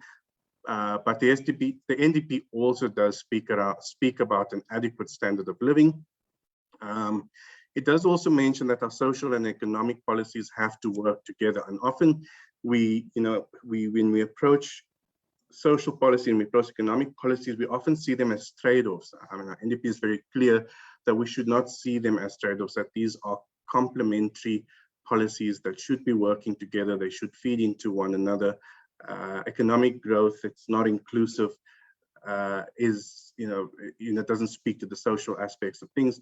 And in the same way, social intervention should be complementary to economic policies. And I think a lot of the work that we've seen in the last year, some work done by the Department of Social Development, some work done by SPI and other research organizations, have actually begins to show these interlinkages between the benefits and the social, the complementary benefits of the social policies that we implement.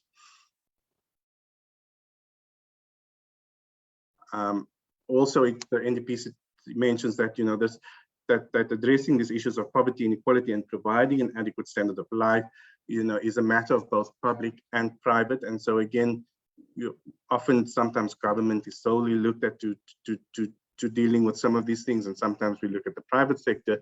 But again, these aspects of social policy that we're working towards to create an adequate or decent standard of life, we should have a good mix of both public and private, and hopefully begin also to work in a complementary manner. The NDP also referenced government's responsibility to ensuring at the public finance level that what we do is affordable and sustainable, but also that we need to promote solidarity and cohesion. And I think that's one area where as government we need to do a bit more.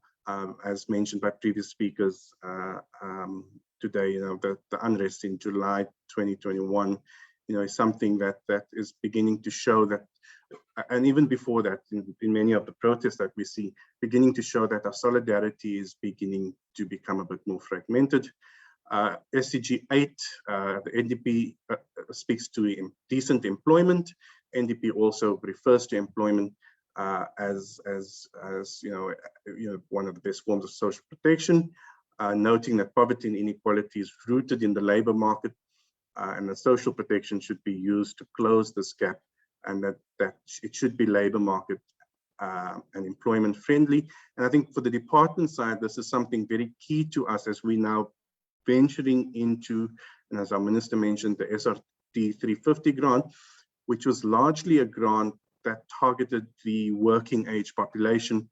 Our previous, or our sort of the grants that we've historically provided has mainly targeted children, people with disabilities, and the elderly, generally those that were outside of the labor market. Now that we're venturing into the social assistance space, for those that are in and out of the labor market, we need to make sure that our social protection provisions for this particular group of people are very strongly linked to labor market policies and are complementary with employment policies.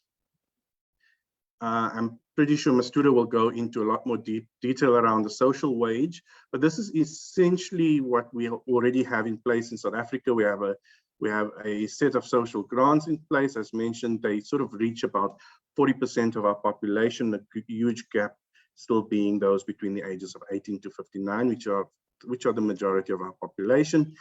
And those, but to a large extent, government has made a significant stride in the last year, where more than 6 million people within the 18 to 59 group were actually brought into our into our safety net, as well as in this current year, we estimate that number could grow to as much as about 10 million.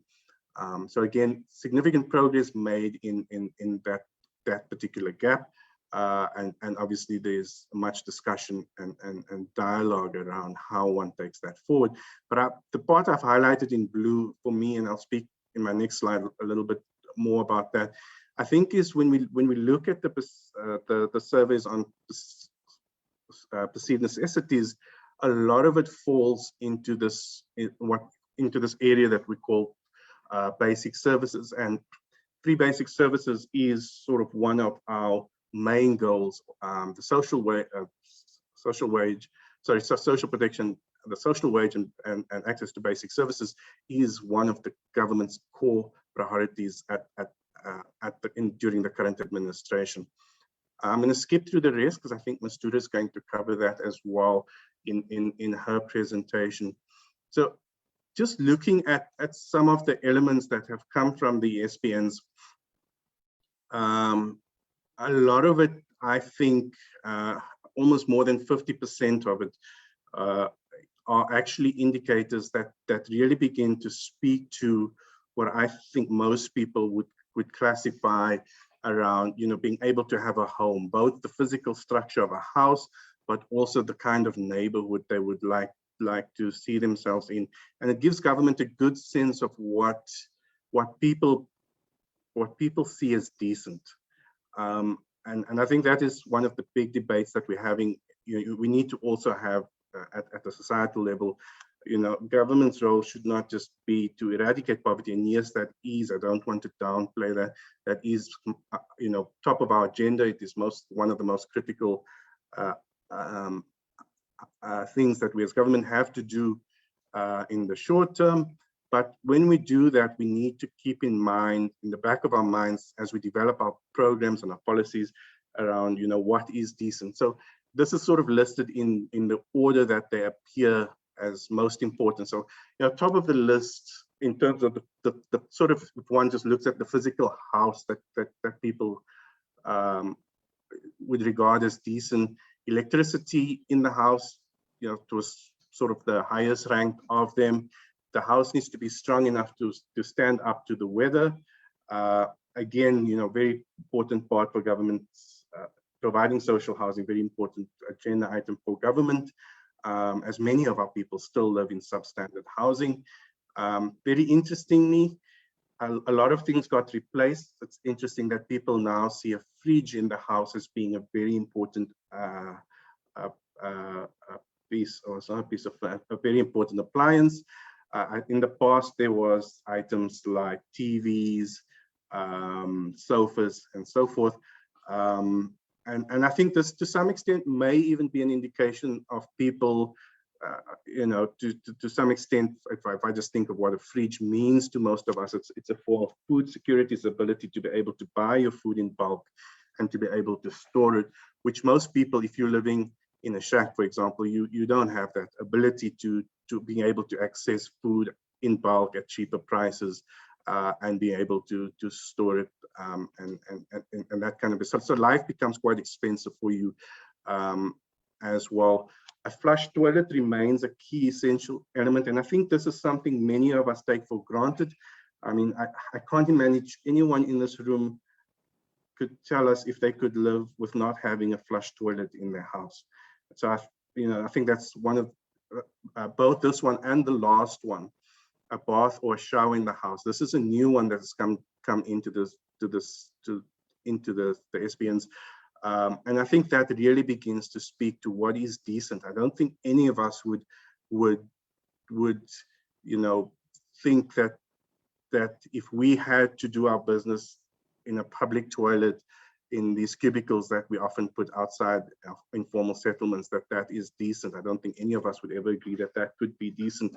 Or I recall once on a study tour to India where we were busy going to these sort of government head offices early in the morning, and a lot of people have their sort of the informal trade, the informal sort of setup on the streets, but they also live in those shelters. And in the morning, you see a bunch of naked people on the sides of the road, basically with a bucket of water washing. And that can't be decent. I don't think any of us would agree that a house without a toilet, without a means for you to be able to bath or wash yourself in privacy could be regarded as decent. And also something that separate bedrooms for adults and children. Again, to me, I think that speaks largely to for privacy, the sort of one-bedroom houses that so many people have to live in. Again, can't really be considered as something that is decent. And then there are elements around security that people are also beginning to raise. And again, this sort of speaks to, if people are coming out of poverty and they're beginning to get possessions, they also need to have a sense that, there is a level of security, that all of these can't be lost in sort of one burglary. But also, I suppose it speaks to the kinds of environments we live in, where people do feel, that there is a need for security. I think security also comes out quite strongly in the neighborhood, kind of the things which people perceive as important for their neighborhoods. So it's not just necessarily the house, but also, they want to live in neighborhoods with good street lighting, neighborhoods where their children can play safely outside of the house, where there is a sort of presence of police that gives that, again, I think speaks to security issues. A neighborhood that is free of rubbish, refuge, and garbage in the street, and have also tarred roads. And quite interestingly also as well, and I think to a large extent speaks to the cost of living, a neighborhood with a large supermarket in the local area. And again, I think this sort of refers to people, realizing that if they can buy bulk, if they can access markets which are a lot cheaper than often the kind of markets we do see in some of the informal settlements or in the rural areas. So I think security from the neighborhood's perspective, as well as from the house and the home perspective, becomes a very important element. And again, I think this is quite important that, when we do consider the role that government plays in providing a social wage, we do then also take into account what our people regard as decent. And in many instances, these are not, these aren't luxury items. Being able to have a home where, where adults can have privacy in their home, a home where there is a shower and a toilet where you can wash or go to the toilet in privacy, in some level of privacy. These, it's what many of us already, it's just basic elements of decency. And then I think from the department side as well, as our biggest endeavor in the current period is the debate or the discussion around the basic income grant. As I've mentioned, we sort of already made significant strides, at least in terms of reach. I think it's quite commendable in terms of the number of people we've reached in a very, very short space of time. Noting, that we've grown our social assistance program over a period of about 2 decades to the sort of 18 million benefits that go to about 12, 13 million people that we currently pay. So being able to reach 6 million in about 3 months, and now we're going to probably go to about 10 million in the current iteration of the SRD grant. We've managed to reach quite a lot of people in a very short space of time, but we do acknowledge that the value of the grant is significantly lower, or is quite low. And then when one brings into the elements of these, so that becomes very important. So, setting those kinds of objectives in our social policy, whether or not we want to reduce hunger, reduce poverty, or actually move to a more noble objective of promoting a decent standard of living for everyone. However, noting that, that we do see as, to reach a decent standard of living, it would have to be, for many people, a combination of being able to access decent work, plus for those in low income work to be able to then boost those incomes with transfers. Our country, however, is one of the most unequal countries in the world. The graph I've got up there is just a very interesting work that was produced in the last month, which shows that between 1993 and 2019, the incomes of the different percentiles in the country and the way the basic labor market before government taxes and transfers distributes that income. And so you see for between this period of 1993 and 2019, about 85% of the population actually have negative income growth. The incomes were actually decreasing on a year-to-year basis, and only the top 15% of the population were actually, this blue line basically, were actually able to gain, some positive growth in the incomes. The top percent, or the richest 1%, incomes growing about 50%. Our government tax and transfer programs, however, has managed to stabilize that income for up to about at least keep the incomes constant at up to about 75% of the population, and also between the 80 and the 95 percentile, boost those incomes to some extent. And so we do see the very important role government can play in addressing problems of inequality. However, at this stage, I don't think we're doing enough. We still are the most unequal country in the world. I've also just, and not that there's an exact link, but our GDP per capita at the moment is 8,000 rands, which sort of correlates with that rand value of about just under 8,000 rands. Now, noting, that doesn't necessarily mean we can achieve a decent standard living at the sort of 8,000 rands per person at this moment. But I think as our economy grows, as we need to put in place the correct measures to ensure that that growth is inclusive, so that that growth doesn't follow this blue line, a growth that only benefits the top 15% of the population or so, but that growth either through various structural changes in our economy that enables that growth to also benefit the bottom 85% of the people, or through direct measures like we have been doing in the past, which are redistribution measures to ensure that if the natural market doesn't grow in that manner, we at least as a government correct that to ensure that the growth we achieve is inclusive. So then to conclude, and I think, Lindy, I've probably gone over my time, and I appreciate you giving me some time. I think there's two big debates that we need to have, which is poverty versus decent or adequate. And I think if we limit ourselves to the narrow sort of focus on poverty, we are going to miss what is developing programs that are decent or at least adequate. And then in concluding, when this was launched in, I think, 2016, I concluded with this sort of comment of adequate versus decent, noting that, in the government instruments or in the government papers, we talk about adequate. In the various UN documents, they also talk about adequate. And that's just because there's this need to be able to define something and measure something. So adequate is basically being able to say we are fulfilling a requirement. If we say, for example, we need to provide a house with X, Y, Z, and then you fulfill it, you can almost then tick it off a box and say, yes, we are meeting the adequate requirement or providing an adequate standard of living.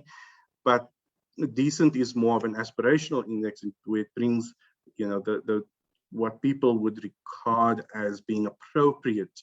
And I think it's not really any more a debate about adequate versus appropriate, but in a sense, when we do set out indicators and our targets that define what adequate is, those have to be appropriate or decent, so that what we measure ourselves. So for example, we don't just say we're going to build a house. That house that we build has to be a decent form of living and accommodation. Thanks, Lindy.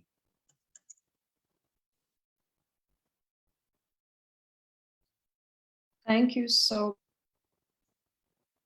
for walking us through, for basically, firstly, speaking to the importance of the NDP, but also raising the big debate about what constitutes adequate, what constitutes a decent standard of living, what your house should look like, what your life should look like. So thank you so much for raising that. I'm sure a lot of people will have questions for you as you are working in government. So you can answer some questions that people have in the group, in the chat box, etc. Mastura, do you want me to share your your presentation, or will you? Hi, Lindy. I'll try and do it myself first, and then let's, unless there's a problem. Okay. Oh, cool. Let's see. Okay, that doesn't seem to be working, hey? Because I'm trying to put it in slideshow. Let's see. Yep. Okay, that's fine. Okay, so thank you. Hello, everyone. And all protocol observed. Thank you very much for this opportunity to provide some input on this panel. I'm afraid that I'm not going to be providing any solutions, but what I am going to propose are some areas where action should be taken. So I think that the decent standard of living work is an important contribution to the discourse on poverty and inequality. Because usually, you know, we narrowly focus on income and jobs. And often in terms of income, you know, it's kind of the bare minimum. And very importantly, the DSL, of course, looks at the concept of a decent life. And very importantly, it's not minimalist.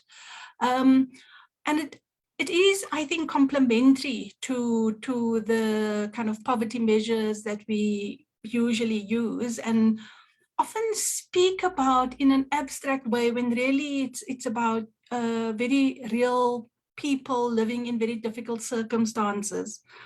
Of course, the DSL is aspirational. And very importantly, you know, it reflects what people think, and it cuts across classes, ages, and ethnic groups.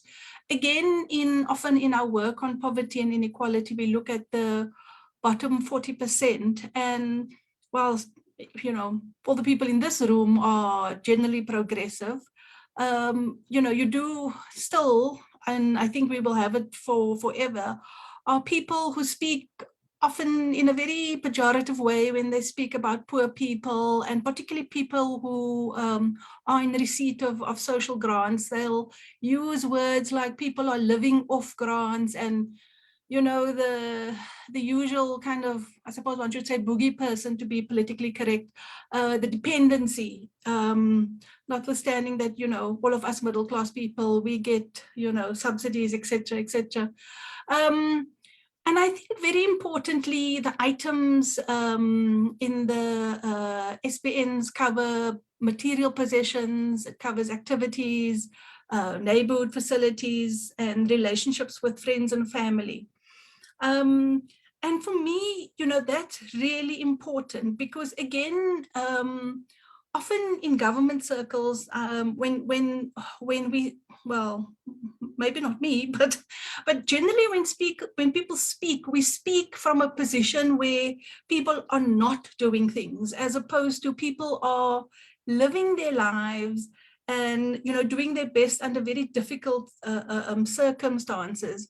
And so I think the decent standard of living is really important in that sense, in that it shows people, it shows us that, you know, middle class people, working class people, you know, people who are not working class, who are kind of the underclass in a way,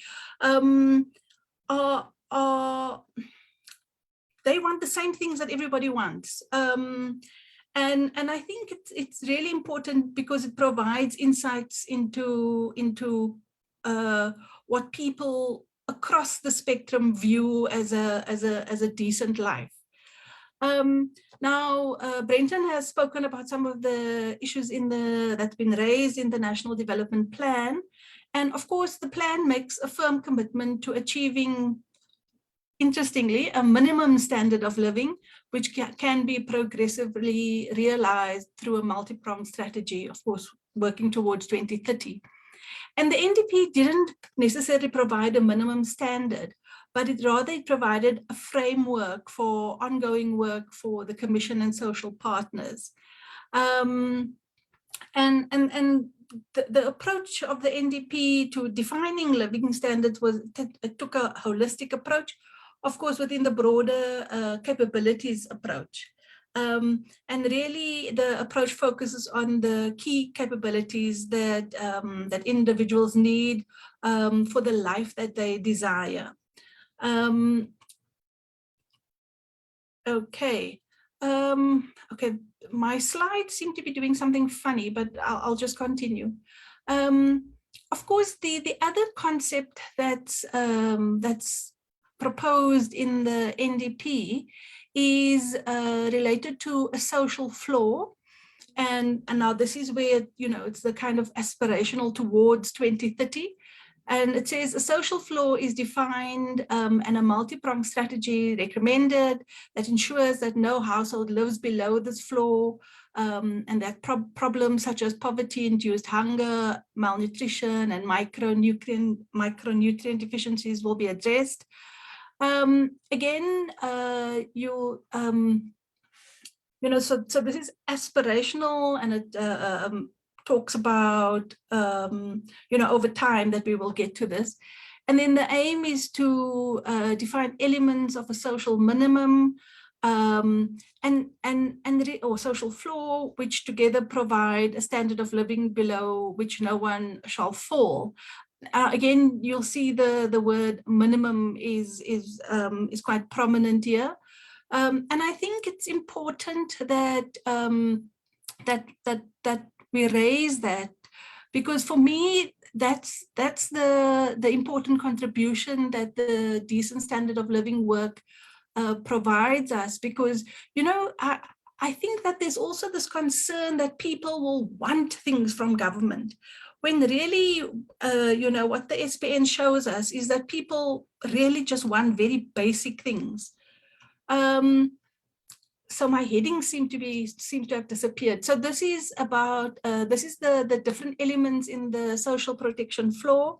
And in the NPC, we over the last few years have done some work with our partners in civil society, and then with other government departments looking at the different elements of a social floor. And really saying that in South Africa, we have a de facto a social flaw with these different elements, but of course there are challenges in terms of delivery. And just to note, you know, the work that Stats SA has done on multidimensional poverty shows us that in the 2000s, we of course reduced multidimensional poverty significantly, but between 2011 and 2015, you know, multidimensional poverty declined by 1%. So the growth had, or the reduction rather, had slowed significantly. And of course, we have challenges at the moment in that we don't have any survey data that, you know, that's beyond 2017, for example. If one thinks about the NIDS, I would venture that things have probably gotten worse, particularly in terms of the access to basic services. As Brenton has noted, social assistance, we have expanded coverage, and of course, in some respects, address the gap with the SRD. But you know, there's a lot of work that needs to be done in this area. Just to mention that we are working on a research project which has been commissioned with the support of UNICEF, looking at the different elements of the social protection floor. So so now this is some of the issues that I had wanted to raise in terms of, you know, what possible actions or what insights does the research give us. And I'm not sure if you can see the title, but the title here is meant to be, this slide is about digital inequality. And so I thought it was quite interesting.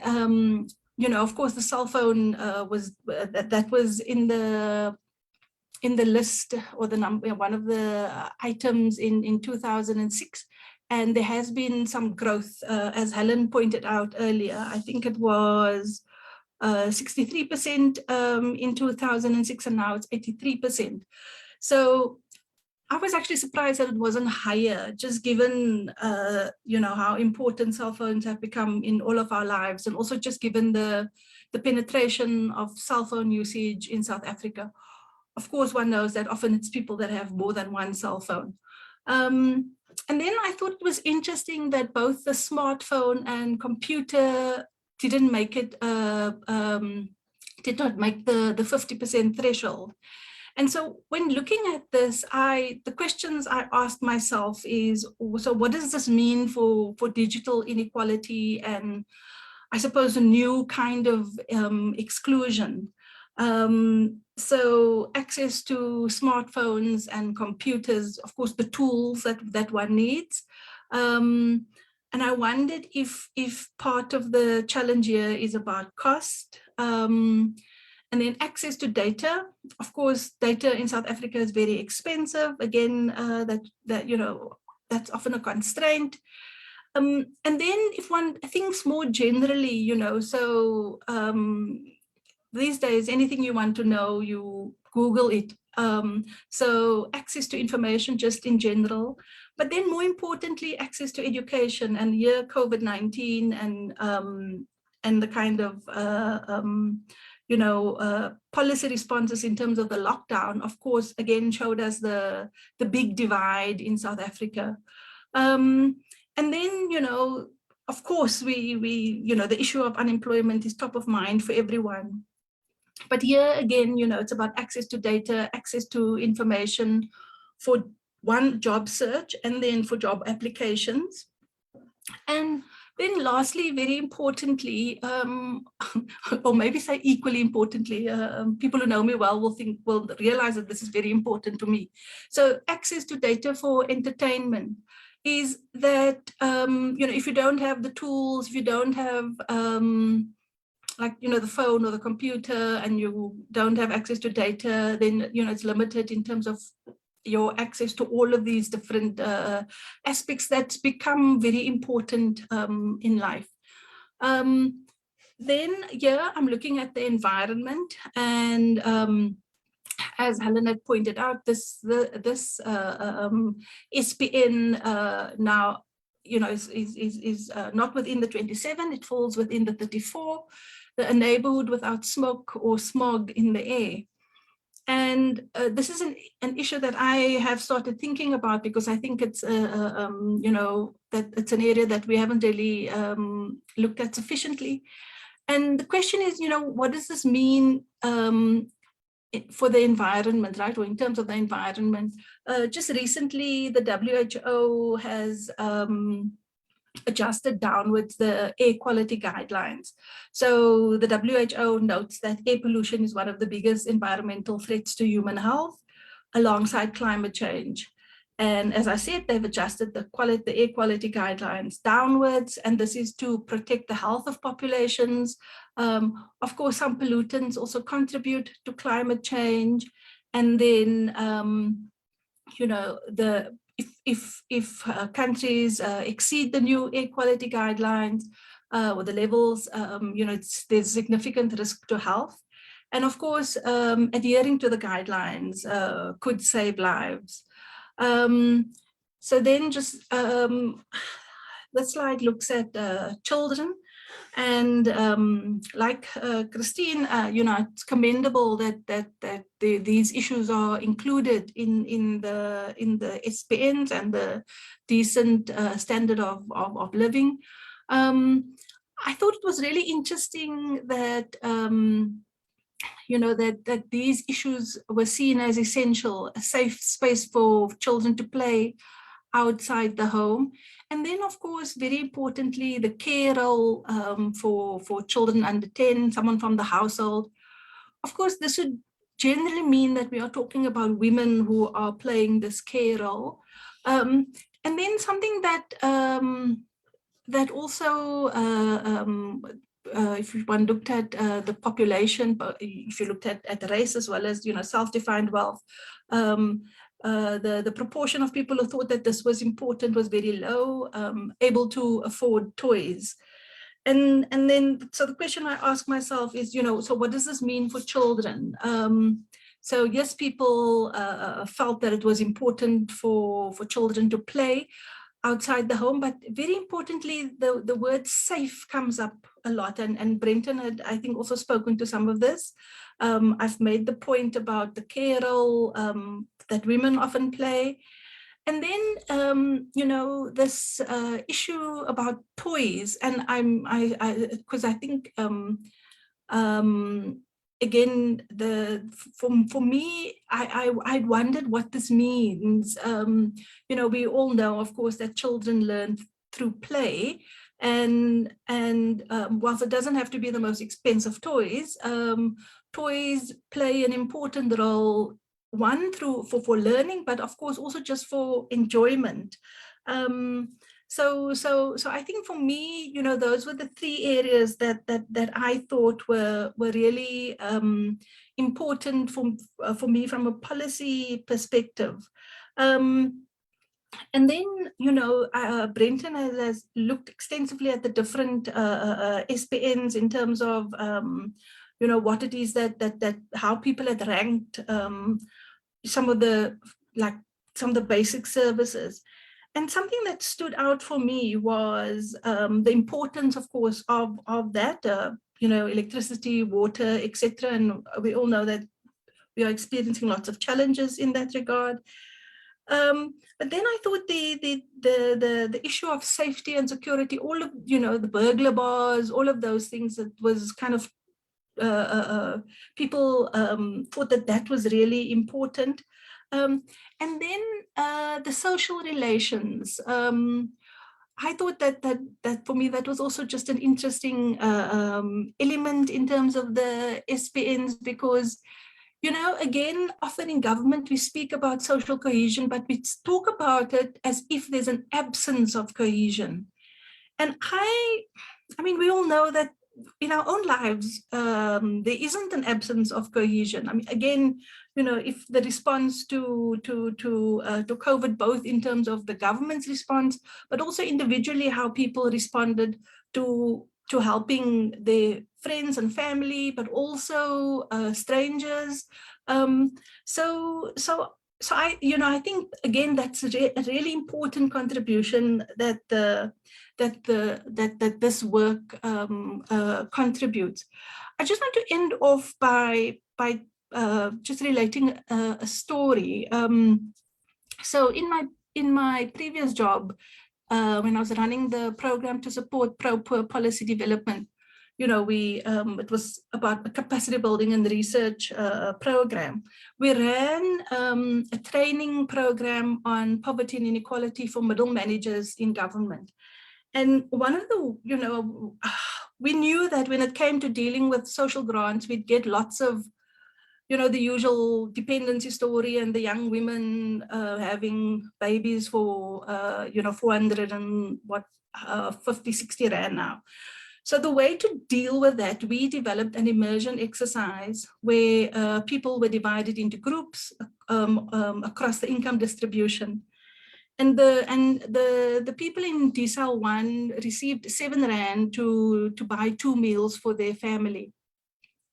And I remember this woman coming back and saying, "You made a mistake, you only gave me 7 Rand.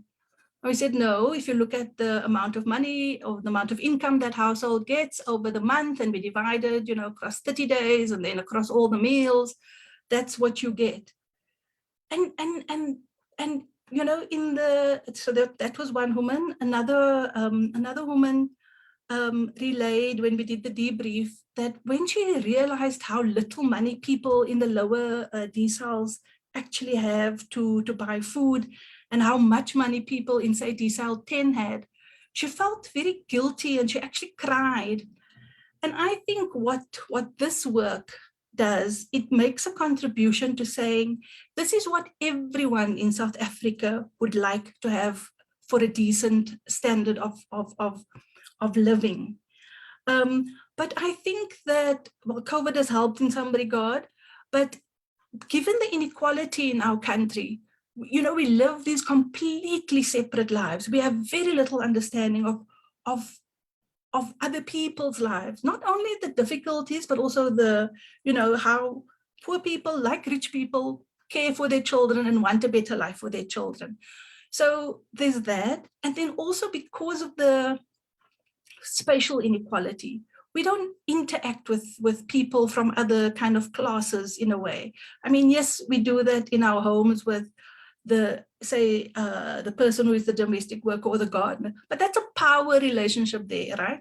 So we don't really relate to one another as kind of equal citizens in this country. And Brenton spoke about the social solidarity. And for me, just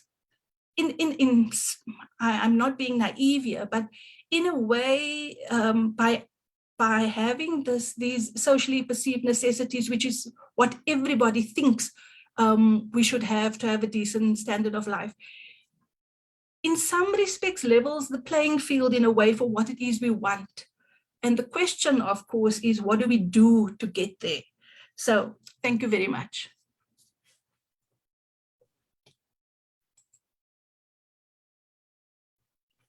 Thank you so much. I really enjoyed the last 3 minutes of your presentation because you actually gave us real life experiences, and I feel like real life stories actually speak greater to people as opposed to statistics and documents. So thank you so much for sharing on the areas in which action can be taken on the discourse on poverty and inequality, and really speaking to the importance of the need for us to define a minimum standard of living and defining a social minimum floor. We'd like to ask Dr. Kefilwe to speak next. Thank you very much, Lindy. Greetings to our minister who continues to lead this work in our country and support this particular sector as part of our government, to all our social partners, to the whole of civil society that has carried this work over the years, and the researchers who have really been at the heart and at the forefront of this evidence that we are engaged with today. I also want to greet the activists that have been part of this journey towards decent standard of living, as we call it DSL, we all aspire to, as we talk about the ability for us as a country to build the society that starts to realize when others are living without decency and start to create activism towards decency in our society in a manner that while we might not all be equal, even those that are left behind in terms of development or the development agenda should feel that they are human, should feel that they have the life that they can live with in dignity and have respect and get respected as human beings more than anything.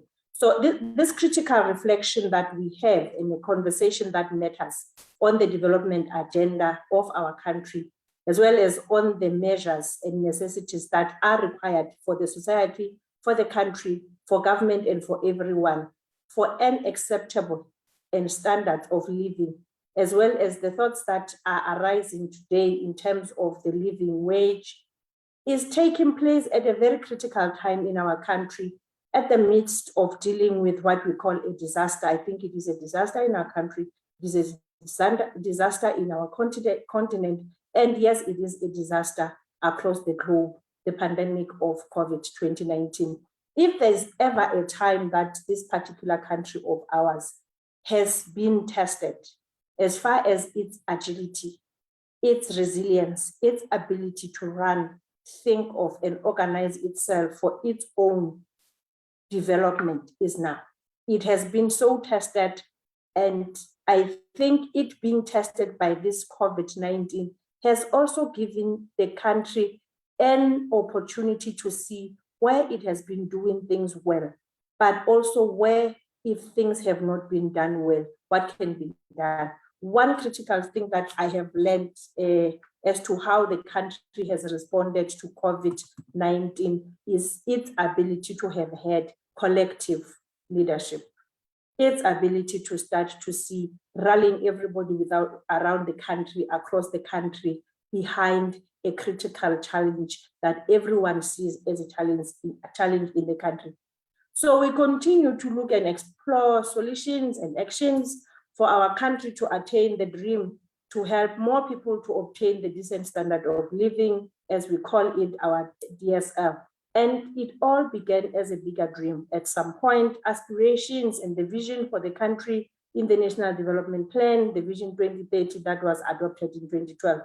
So one has seen an evolution of this information and creation of this of this information that we are talking about, using the living condition survey in status A's, when we started to bring some of this information when one was in status A and saying, this is part of the information that can strengthen the living condition survey of status A, and start moving to strengthening the content we had in what we used to have as income and expenditure surveys that would always give us nothing else but the information about the differentials in incomes in households, differentials in incomes for people, and yes, the ability for us to have developed what we used to develop as the poverty lines. But this information becomes more complementary to the extent that it gives us the understanding of the dynamics of the living conditions and the living circumstances of people, more than just counting how many people are living below a particular poverty line, even though some of us were those that developed it. But critically then have an understanding that gives complementarities between the qualitative and quantitative information that is produced in a country, so that there is no inclination towards just absolute measures of poverty. So this critical information does answer very pertinent issues around poverty and inequality in our country. The action plan and the blueprint to secure the future of our country, yes, is chartered in the Constitution in 1996. This was to build a united and democratic South Africa.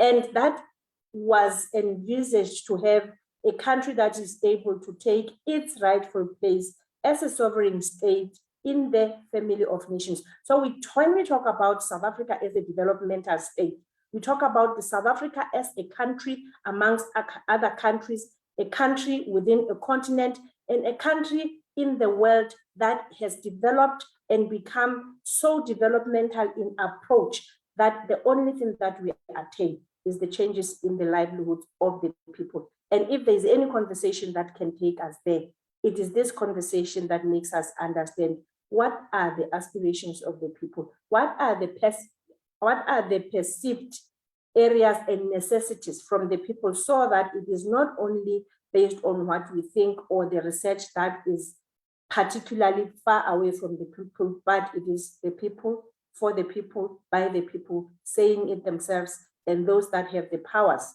to implement have an ear also to take what the people have said and add to what we already know. So the broad objectives of the National Development Plan really are nothing else but to reduce the poverty and inequality. And now more than ever, we believe more that unemployment is at the heart of challenging these two objectives. I know we call them the triple challenges, but I think dealing with unemployment would be able to take us even further. But also for us to deal with unemployment, making sure that we have an educated society would be able to allow people to get into employment and their ability to think ahead, then for themselves and be the game changers of their own lives would be able to be seen as the theory of change for the livelihood of the people.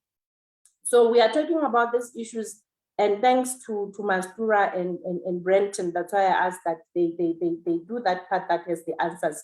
But one of the critical issues that we remain to deal with is, as all work is done in our country, no matter how little it, all efforts that are undertaken in our society are meant to make sure that the livelihoods of the people are meant to be better. That is the only theory of change that is promoted by the National Development Plan. And the NDP does attest that the goals can be attained if the underlying causes and the determinants of poverty as a multidimensional phenomenon alongside inequality, because they are not the same thing. And when policy making is redirected from how we have been dealing with things from short to medium term symptom-based type of approaches towards long-term, and using sustainability thinking and sustainable development thinking in policies based on sound evidence, which is what we are starting to create and have,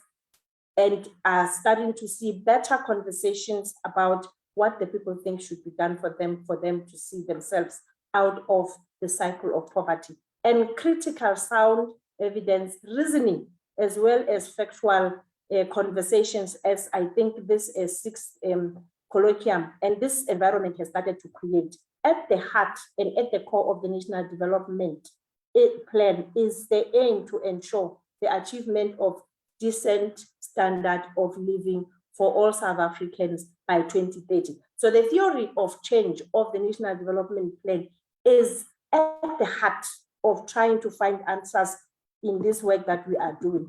Mastura has spoken about the envisaged decent standards of living that talks to the just core elements of housing, water, electricity, and sanitation, safe and reliable public transport, making sure that there is quality education, safety and security, quality healthcare, making sure that we have social protection across the society, employment being dealt with, as well as recreation and leisure, and making sure that there is clean environment and adequate nutrition. With those, we should be able to be aspiring to see everybody having access to such that their lives can be changed for the better. But of critical importance is that sustainable development and decent standard of living can surely not be achieved by government alone.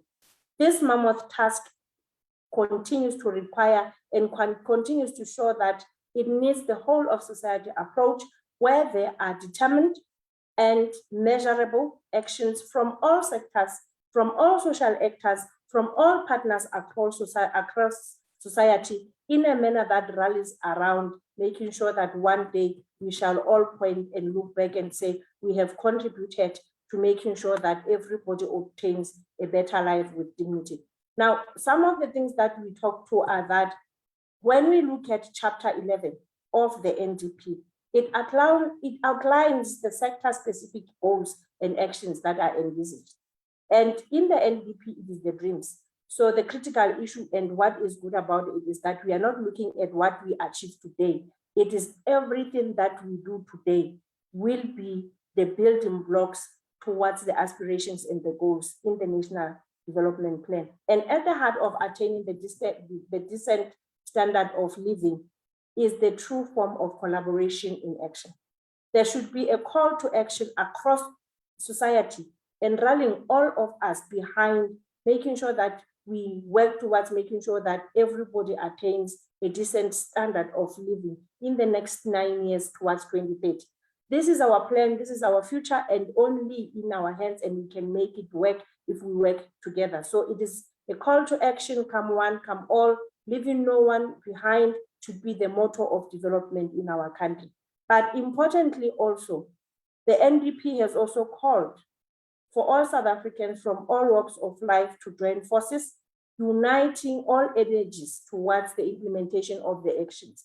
So when we talk about what we have been seeing in this work that has been created, the perceptions, the issues that have been created, the issues of access to goods and everything that everybody has to have for their lives to be better, has a bearing on what has been counted as the dignity for the poor that has been to be restored.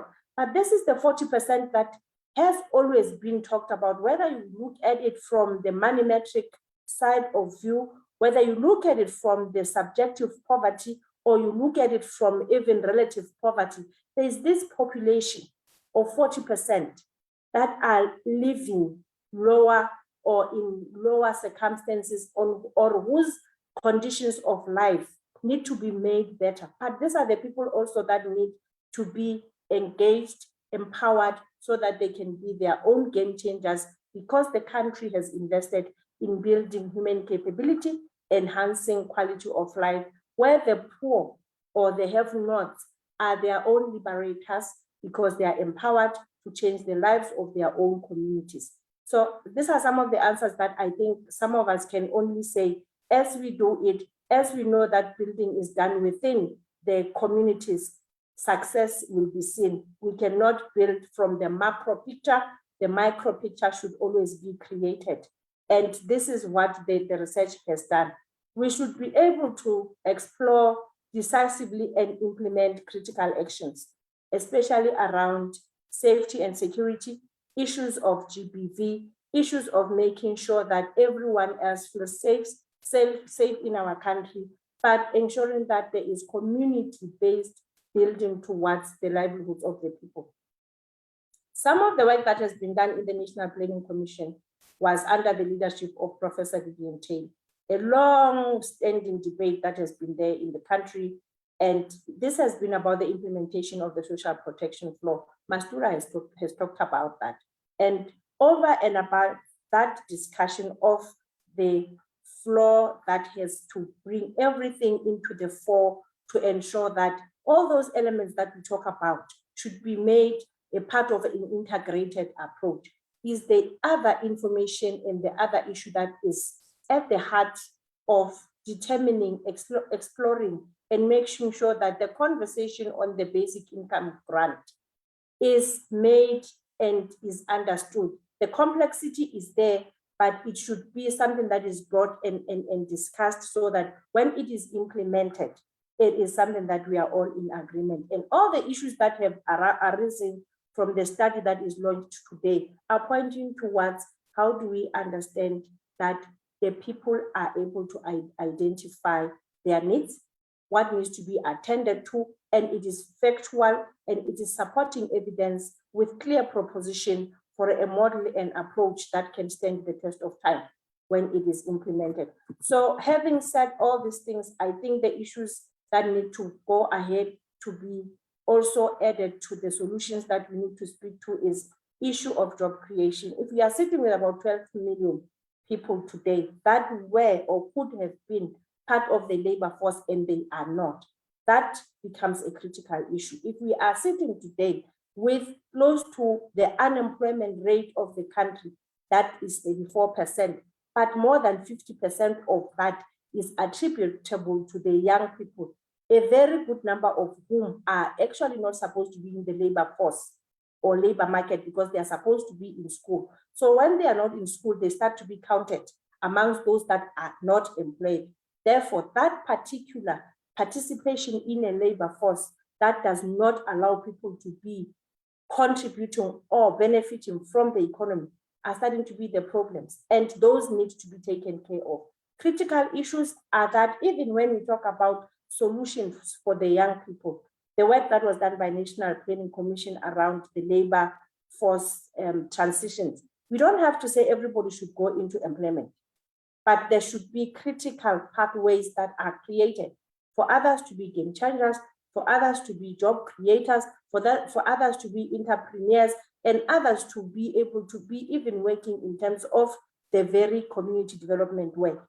The 80% of the population that is sitting in our townships should find us being able to create work, create programs that are towards community development, but making sure that nobody is left behind, making sure that nobody finds themselves being unengaged or inadequately engaged such that they end up finding themselves in the wrong side of the law.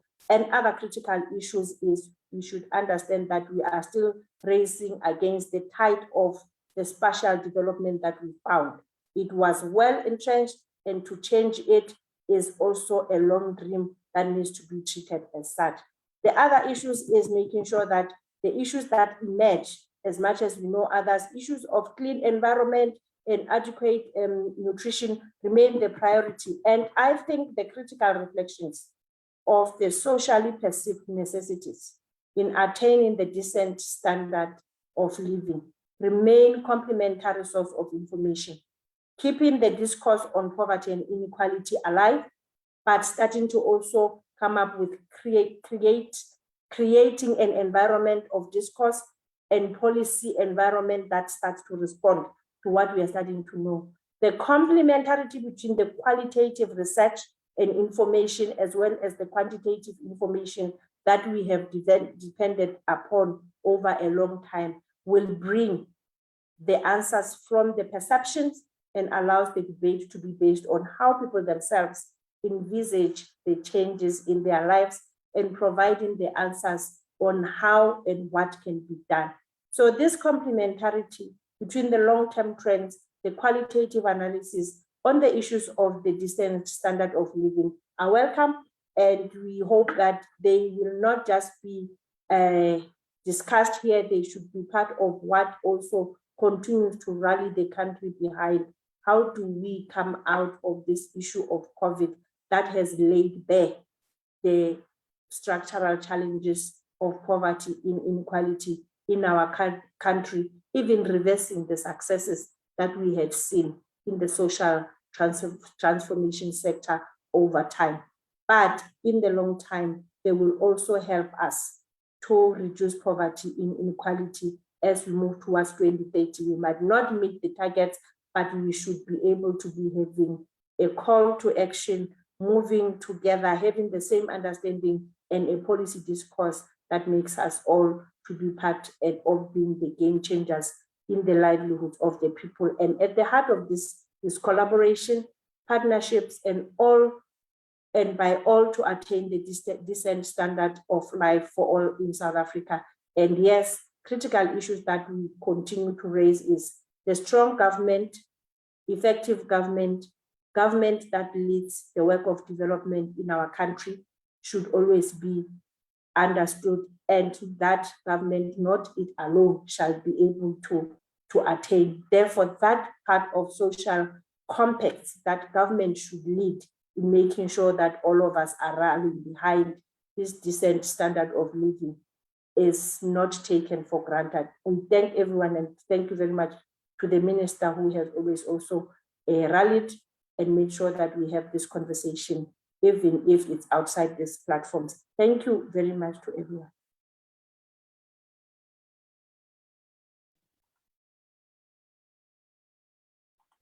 Thank you so much, Dr. Kifile, for speaking about the development agenda of the country and speaking to the NDP.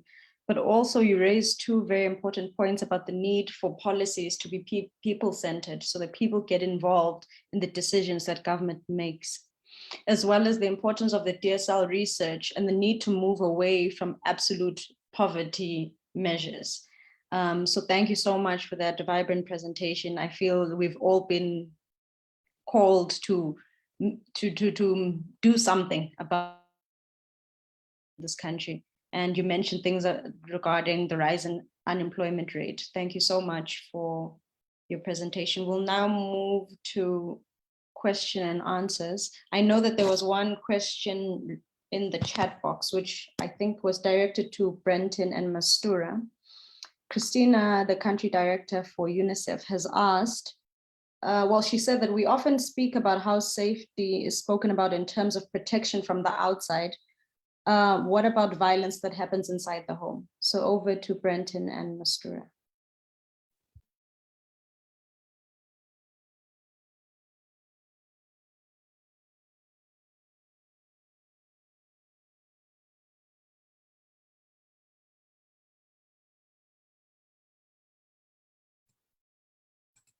Sorry, I thought Brenton would go first, but he doesn't seem to be responding. So I think Christina is raising a very important point because, you know, again, speaking to the issues of social cohesion, the minister was raising earlier about a community visit and the levels of violence that people are exposed to. And yes, it is an irony, you know, that often one thinks about violence as being kind of beyond the burglar bars, when of course the reality in our country is that a lot of the violence happens within the home, both in terms of you know, gender-based violence towards women, but also high levels of violence towards children. You know, Shanaz Matthews from the Children's Institute has done work on child homicides in South Africa, and of course, you know, the numbers are quite frightening when one looks at it. So I think that speaks to the kind of broader issues in our society and the values, you know, the kind of very conservative, patriarchal values that is obtained for the majority of people in this country. And so I think again, there's a lot of work that has to be done, and often now this is not that government doesn't have a responsibility. We do have a responsibility, but often in government the response is one after the violence has happened, and we don't spend enough time thinking about, but also having interventions on the prevention side. And again, this is an area where we have to work with, with our partners across society, because it's not, yes, again, we have certain obligations towards everyone in this country, not only the citizens of this country. But the question should be about how one kind of rethinks, the values in this society. I mean, just the high levels of misogyny, and so I think that's a really important point. So thanks for raising it, Christine.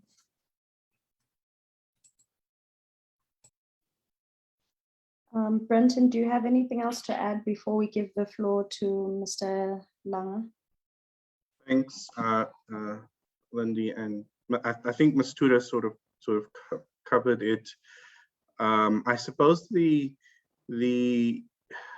SPNs, so we were largely speaking from the perspective of the SPNs, which to a large extent may not cover sort of the issues around gender-based violence.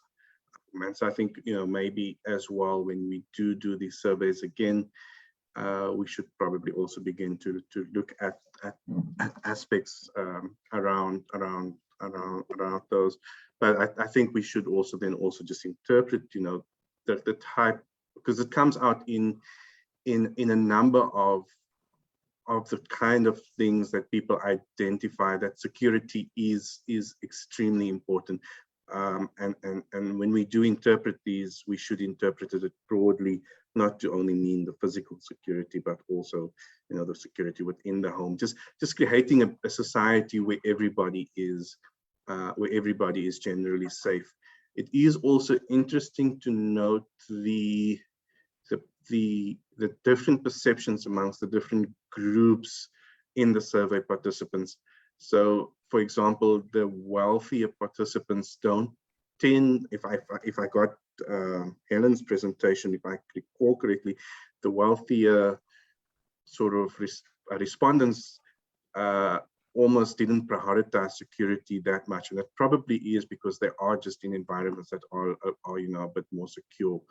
And so they didn't perceive that as an important necessity as what the more poorer respondents were. But I think overall, one should, when one speaks of safety and security, one should importantly, and as Mastura said, take the comment into consideration that security both in the house, around the house, and just generally having a safe environment for everyone, and particularly women and children. Thanks, Lindy. Thank you so much, Brenton. Mr. Lange, you have the floor. Thanks, Lindy. Thank you, Chair. I was just maybe provoked or just encouraged to say something by the point that Brenton made about the need not to counterpose economic policy and social policy. Okay, I agree with him on that, but I think in agreeing with him, it's not enough just to leave it at that level of generality. One must try and specify the implications of linking economic policy and social policy. Okay. For instance, it's not enough to say these must be brought together, but because if you leave it at that level, you're almost saying that even neoliberal policy management instruments will give results of inclusion, which is not going to happen. So in talking about this integration, it calls upon those who are advocates of social inclusion to specify in what way they want the economy to be engaged with for the outcomes that we want. So for instance, I would want to say that sometimes we act as though some of these questions have not been resolved by history. And I think it's quite unfortunate. Okay? We all know, we've seen historically on the role of the state in the development of Japan, in the late industrialization of Germany in the 19th century, in the development of East Asia, etc. But when so that when we say we want the reconciliation of economic policy and social policy, we must indicate the forms in which that reconciliation has to be done. And it behoves on all of us to take a point, to take a stand on what would be the economic instruments that we're advocating for. So I'm saying, therefore, that it is a very important point. It should not be left at the level of generality. Now, and for me, three things come out. The first one is that we must insist that the state, that is, the public leader in our society, should be an entrepreneurial state. That's the first point. It must look at the entrepreneurship, that is, the ability to think through and plan in economy cannot be left in private hands. Okay? Despite all the problems we have of state intervention, but it is important that the state plans the economy, engages with thinking about the economy, not something that we hope entrepreneurs will discover, a la Adam Smith. That's the first point I want to say. The second related point is on the importance of agrarian reform. You know, these issues does not feature in us. Okay? Without belaboring the point, I just want to make a small point that the China that we have today, and I had the privilege of participating in a conference in China, where Wen Tijian, who's the agricultural advisor to the president of China, made a point about the importance of the agrarian and rural sector in the growth of China. That is, even the growth of China today, its origins were in agriculture. After the 2008 crisis, when there were no jobs in the urban sector, people, because of land reform and agrarian reform, could run back to the rural areas. And I get a sense that in South Africa, we don't look at the space of the economy and the fundamental importance of rural development in that space. And the last point I want to make is now in the context of talk about social policy, we talk about all these social policy measures, child support grant, old age grant, basic income grant. We should, if we're going to bring in economic thinking in our thinking about social policy, we should already think about how do we trap those grants in the local economies, so that the Minister of Social Development argues not just for the grants, but for the trapping of the grants in the local space. So, and those are economic measures. So I'm saying we must go beyond the generalities when we talk about the relationship between the economy and social policy. We must specify it and go into detail. Thank you very much.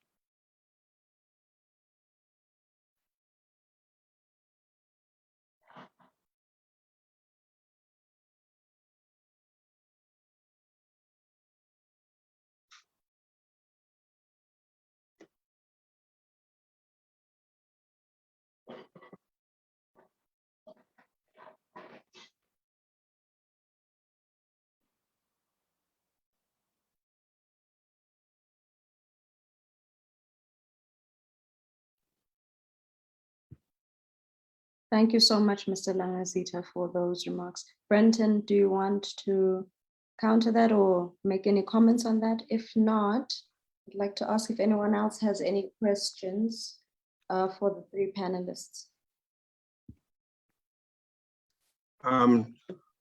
Sorry, I mean, I think we note the points that are made. I do think there's there is quite a lot of debate, and it's especially in the last year where we are beginning to link social policy to economic policy, and we're having those debates. And I think those are very important debates. I would be very hesitant to call. I mean, obviously, I work for government. I can't call our government neoliberal, I do hear that there, you know, and we obviously do listen that there are elements of our economic policy that may appear and seem to be neoliberal. And obviously, you know, we have to consider some of those a lot more, especially, you know, especially with this large call from civil society at the moment to end austerity, or just to think about economic policy in a slightly different measure.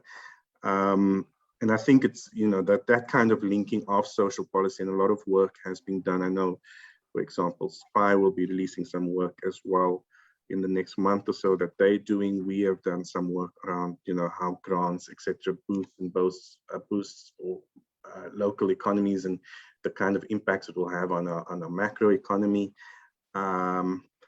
Just on the last point, I do think, however, one needs to be careful when one specifically targets the very poor with the way in which we want them to spend money. I think the leakages we're having, not only on our local economy, but our economy as a whole, is not only, you know, in the sort of 3% of GDP that we redistribute to the poor, but, you know, the other 97% needs to be tackled as well. And so we need to, from an economic policy perspective, we need to have localization policies that cut across the board, that, you know, that applies to the economy as a whole, and not. And yes, there needs to be some very specific localization policies in certain areas that promote at very regional and down to provincial and regional levels as well. But we need to make sure we don't necessarily trap the poor in a certain group of policies that not everyone else in the society as well are trapped in. Just to note that the money we redistribute to the poor is only 3% of GDP. So when one talks about localization policies, one shouldn't only be focusing on that very small aspect of GDP. One should be focusing on, you know, the broader, bigger pot, and ensuring that we do tap into and enable our economy to sufficiently grow from tapping into localization policies. Thanks, Lindy. Thank you so much, Brenton. Do we have any other questions from the floor?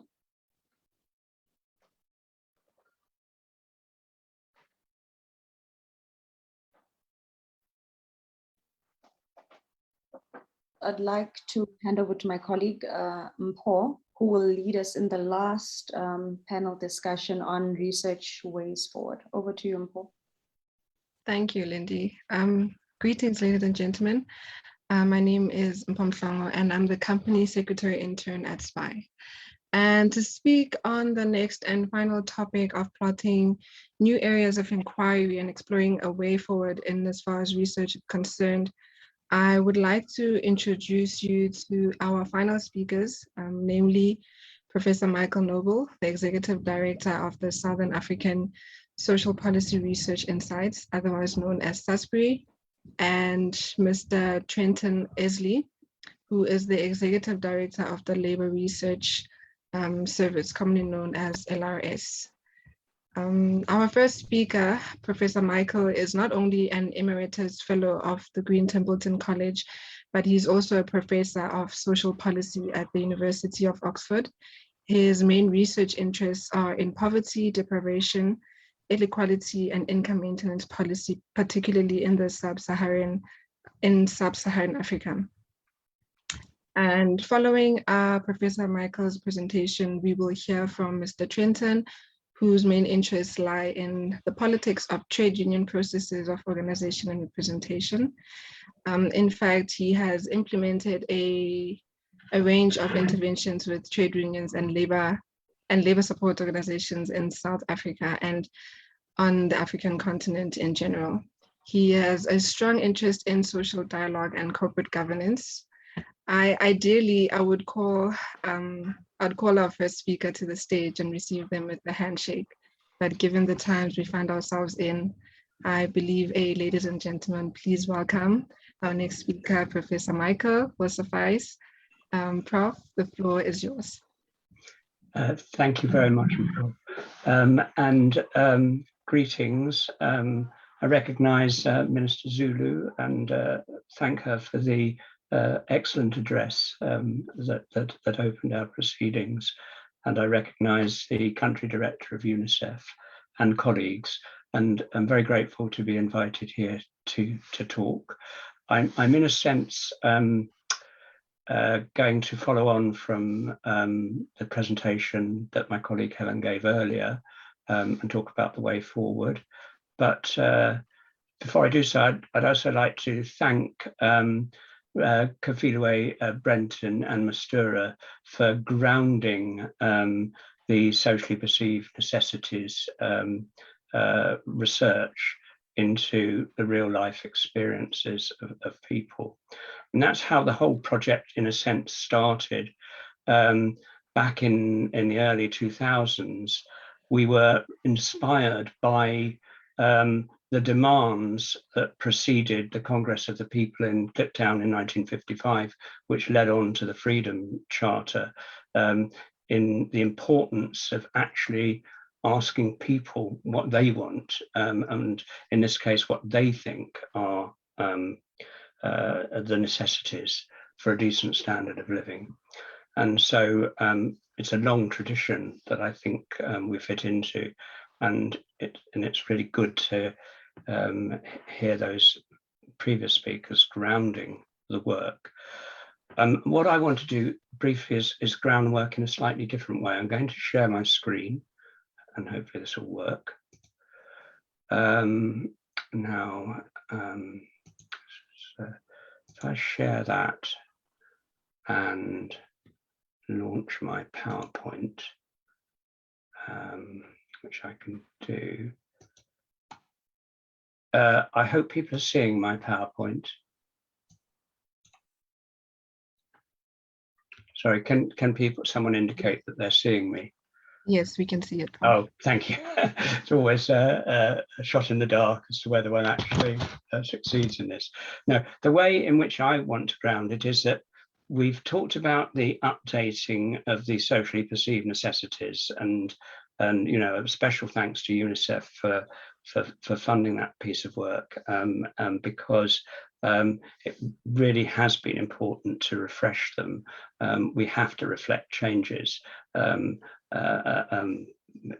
societal expectations and in development generally, and that has to be a first step to grounding the socially perceived necessities in actually some kind of income equivalent, because it's all very well to talk about these SPNs, and they are simply indicators, but we really need to cash those out if we're going to say what we mean by a decent standard of living. And in this little presentation, to take things forward, I want to just set out as a sort of reminder how the SPNs translate then into a monetary decent standard of living. Just as a reminder for some people, perhaps it's new for others. And then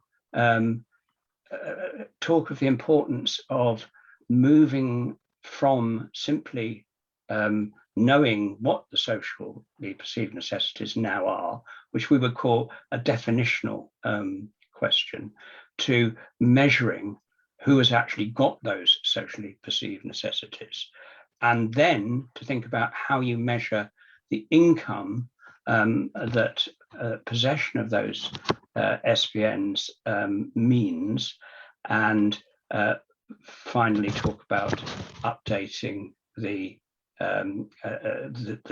DSL amount. Okay, so how do we construct the decent standard of living amount? As Helen's mentioned, it was defined with the possession of 21 SPNs, which were these items regarded as essential by 2/3 or more of respondents in the nationally representative social attitudes survey, South African Social Attitudes Survey, SASAS, in 2006. Having got those SPNs, the next step was to actually measure who had the SPNs.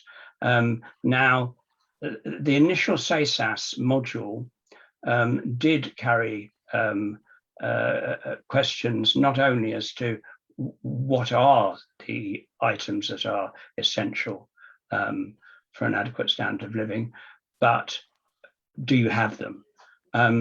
However, that was then in 2006. And I think thanks to the good auspices of Stats SA, we were able to include, again, as Helen has said, questions as to possession of SPNs into 2 living conditions surveys, most recently the 2014-15 living conditions survey. And the importance of including the possession in the living conditions survey is that the living conditions survey also, also contains detailed information on incomes. And so we could then relate the income that people had who possessed the SPNs. And so we were able to calculate the per capita median income of those possessing 21 SPNs. And in April 2015, that was pushing 6,000 rands per capita per month. Interestingly, what we've done since then is simply updated that amount using, if you like, a subset of the consumer price index, which we call the decent standard of living index, which actually reflects the balance of expenditure that poorer people have. So it's a sort of different set of weights than the CPI, but actually produces quite similar results. And also, more interestingly, Brenton was telling us that the per capita GDP per month at the moment was around 8,000 rand. And I just checked back to check what the current decent standard of living is that we calculate, and that comes out at 7,900 rand. So pretty much the per capita GDP.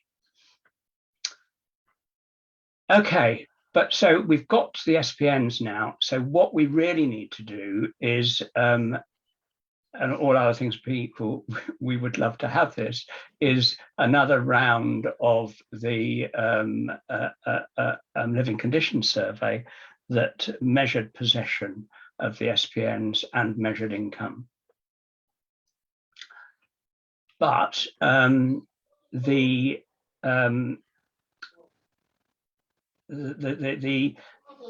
possibilities of that, I think, are at the moment not there, because I think I'm right in saying that the living conditions survey has had to be delayed because of the pandemic.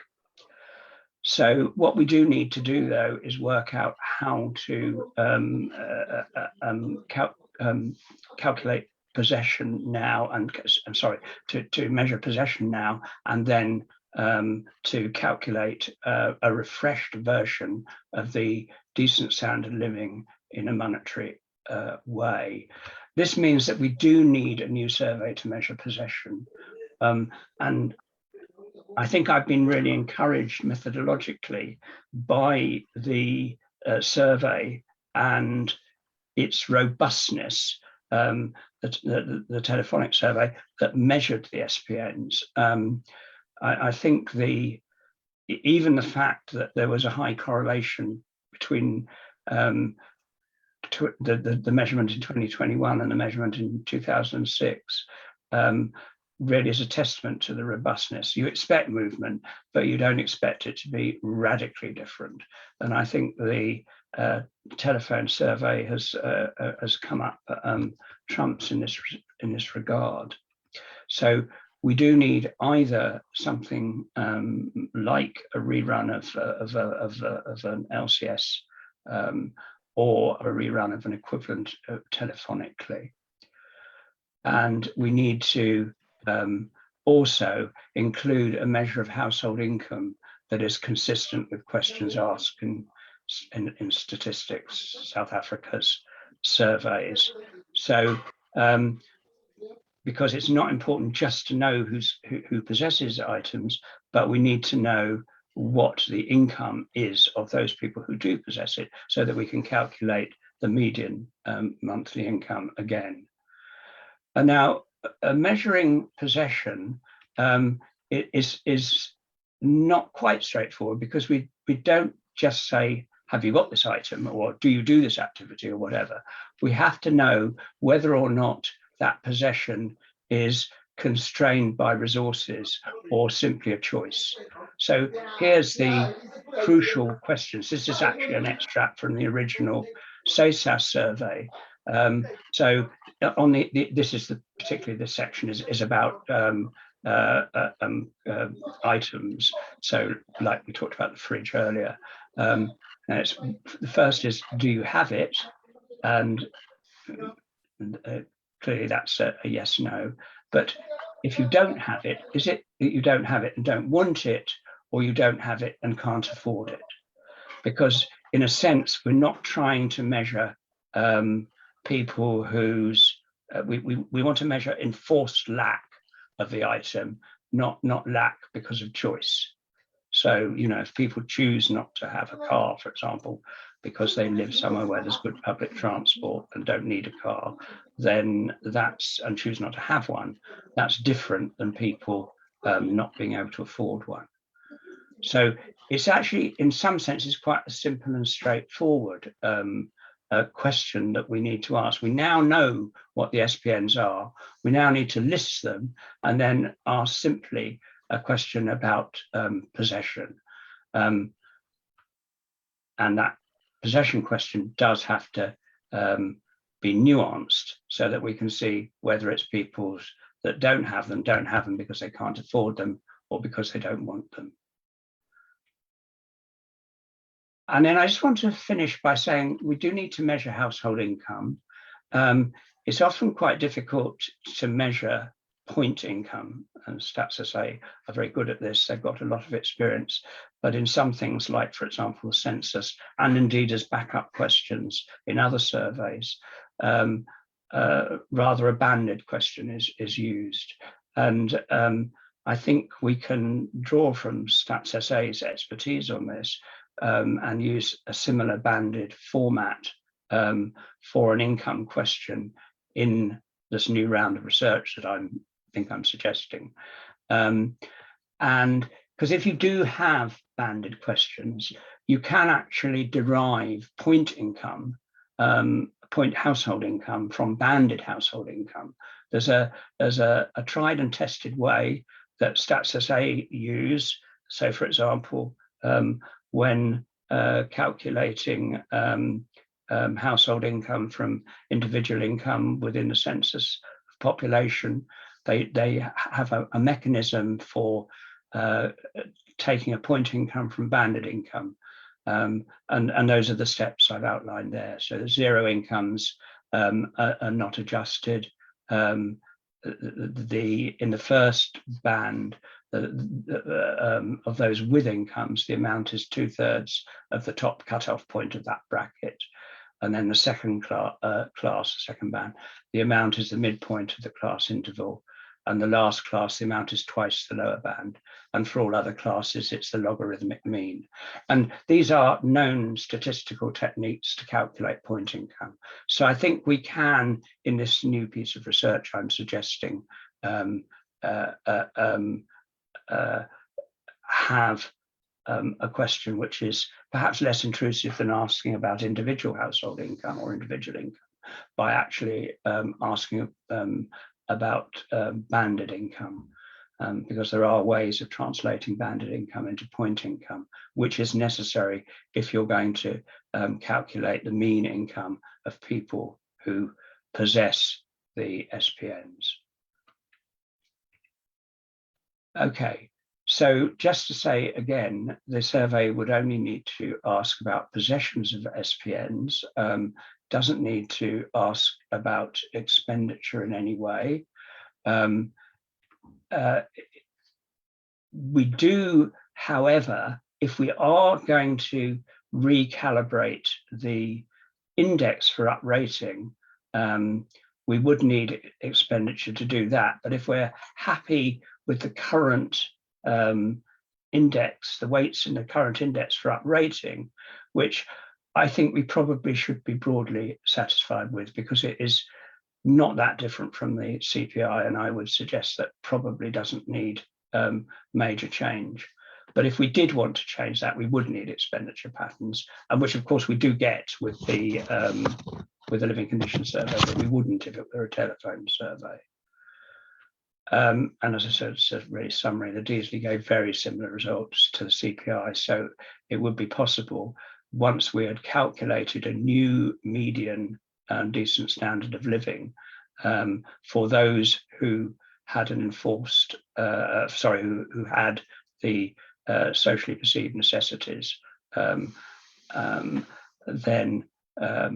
I think we could then uprate it for the next few years, simply using the current index.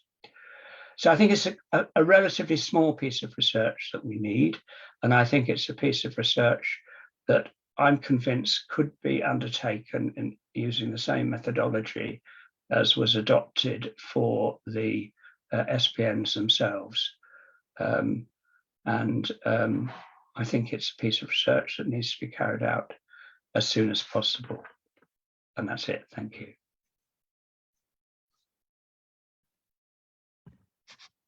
Thank you. Thank you very much, Professor, for your presentation. I think there's a general consensus that a new non-intrusive living conditions survey to measure the positions of the SPNs and the household income is needed. I think it would be quite interesting to see the results, particularly the part about people wanting but not being able to afford. Yeah, I look forward to that survey when it is conducted and released. Thank you once again. And I will be handing over to our next speaker, Mr. Trenton. Over to you, sir.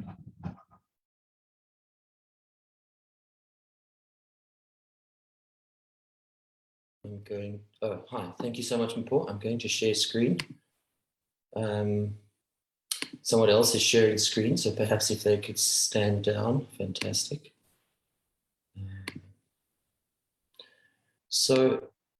With a bit of luck, this is visible to you. Yeah.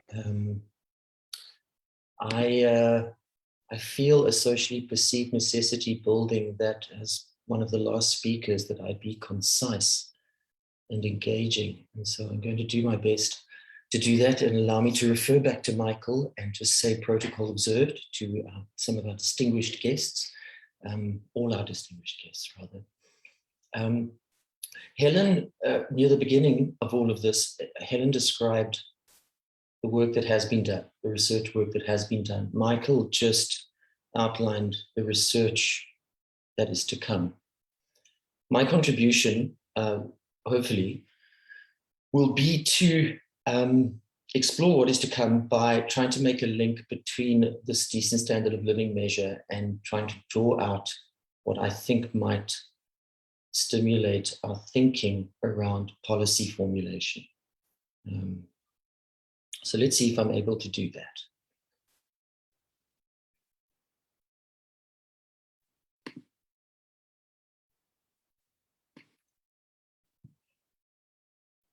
Okay, so a couple of things that you know already.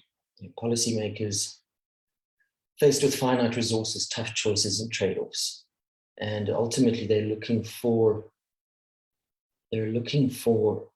frameworks that provide them with a rationale for particular interventions, and they're looking for a solid basis for measuring impact and relevance.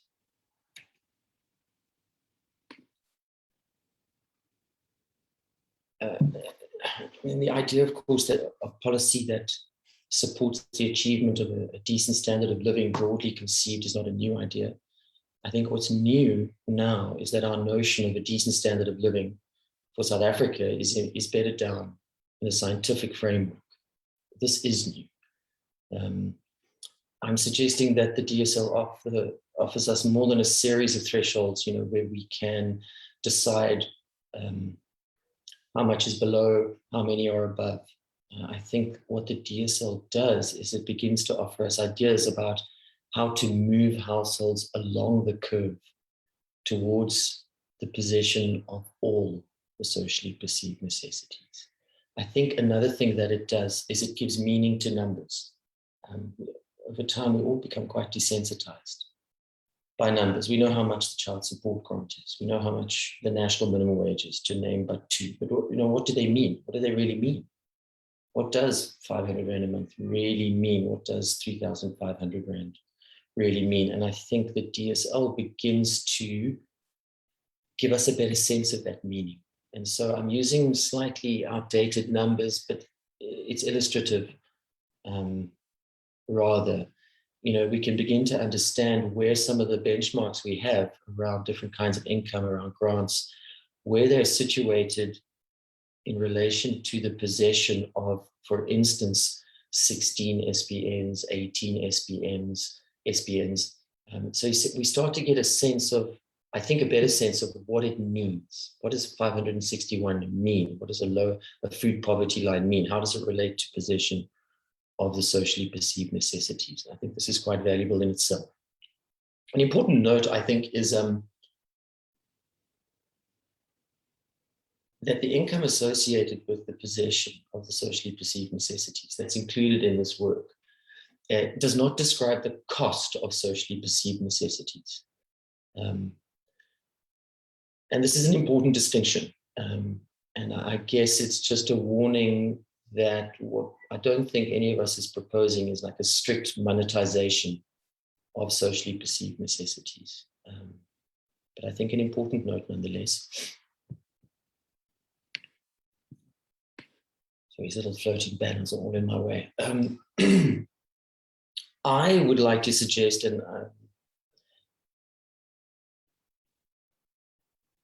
in the analysis in this work, the incomes associated with different levels of possession of socially perceived necessities, given the structure of our society, that the incomes might be overstated at the top end and understated at the low end. So in other words, it may be that households clustered at the top of the income distribution have a lot more than is required to just secure all the socially perceived necessities. And I'm suggesting that perhaps households at the bottom, the income associated with their level of possession might be understated and not fully reflect some of the strain and ingenuity and social networking strategies that they have deployed to acquire what necessities they can. I'm just showing you this quickly. It's quite, because there's a point I want to make around it. So this graph simply tracks possession of SPNs on the horizontal axis from left to right, from one socially perceived necessity possessed by a household all over to 21. And on the vertical axis, the median per capita monthly income associated with that level of possession. Now, what should be striking is how flat the curve is for quite a while, right up until about 14 socially perceived necessities. This curve is relatively flat. Now, for me, it's arguably one of the most interesting insights, certainly from a policy perspective, because what it suggests is that households can progress up the ladder of possession of socially perceived necessities, and that this progression does not just need to be driven by cash transfers. And I think for any policymaker, that should be of great interest. Other points I make in this slide are around the fact that as much as we don't know exactly in what order a particular household acquires socially perceived necessities, we can discern certain likely patterns of acquisition by households. But this point about being able to progress households along this possession curve without large transfers of cash, I think is really important, maybe even exciting. In thinking about the socially perceived necessities, we discern three sort of broad categories or ways of acquiring socially perceived necessities for households. And I think it helps some policy thinking. So we distinguish between getting a socially perceived necessity through a social network. An example there might be the SPN, someone to talk to when you're upset. Another category is that of the social wage, understood to be goods and services that are best provisioned by the state. An example here might be tarred roads close to the house and street lighting. And a third category is that of commodity, things simply that you can buy with money. And there are numerous examples of SPNs that can be acquired in this way as a commodity. At the same time, any one socially perceived necessity can be acquired in different ways. And these categories are not mutually exclusive. So by way of example, a household can, in effect, commodify the acquisition of tarred roads close to their home and street lighting by buying a house in an area where this infrastructure is better developed. So they're not tapping the social wage directly. They are buying their way into an area that has these features. It is, of course, a relatively expensive mode of acquiring a necessity, and a lot of households would not be able to go that route. And I think the idea really is that policy formulation ought to consider all three of those modalities when crafting interventions.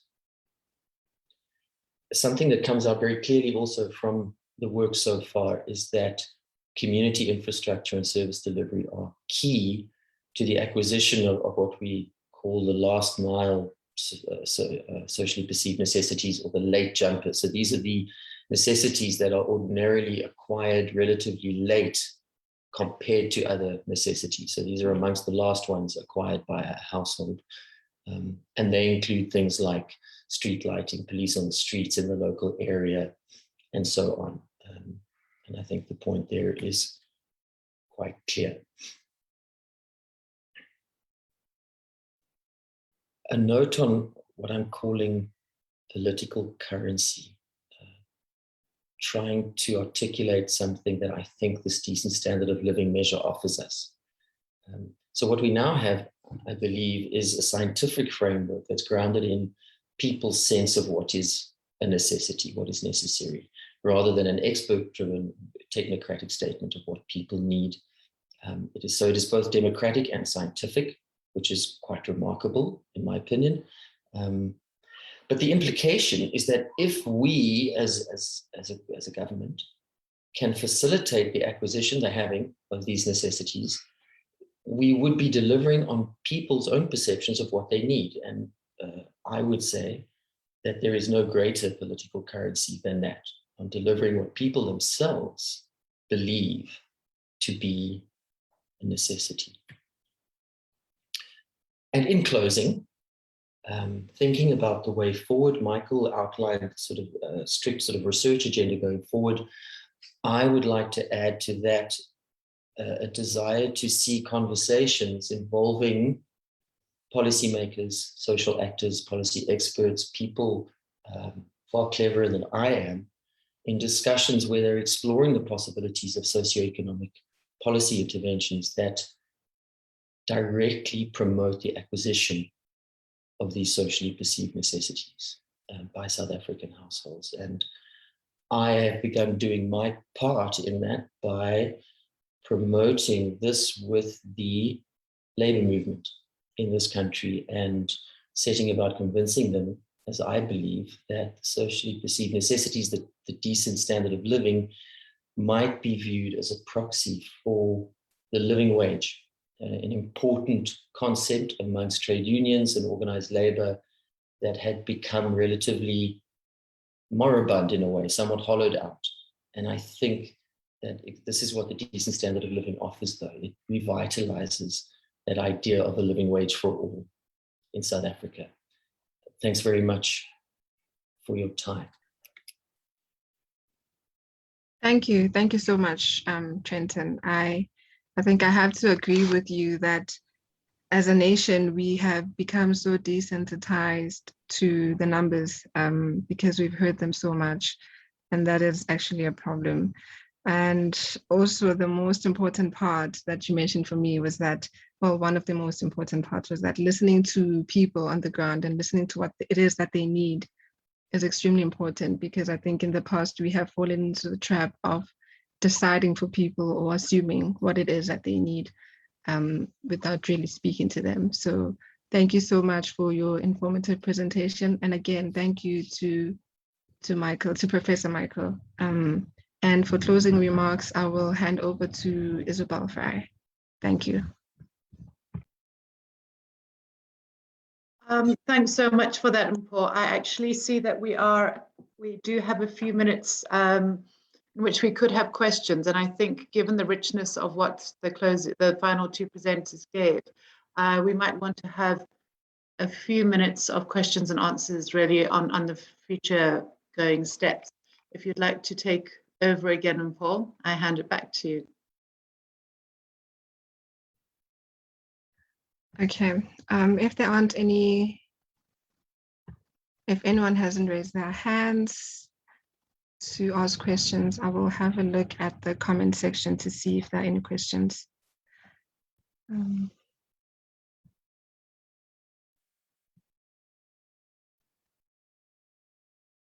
I think what most people are saying is just comments and not necessarily questions. So I think we can close the session, Isabel, if that's okay with you. That's absolutely fine. I mean, there's not a kind of ping pong. So I'm just absolutely amazed at the richness of this afternoon's engagement. I think frequently when you are steeped in research, the temptation is to feel that you're removed from the real ability to share the research where it could make a difference. And once again, I've been reassured that the people who are making the policies are very open to hear what some of the findings are, to associate not only with some of the some of the findings, but also with some of the more difficult questions.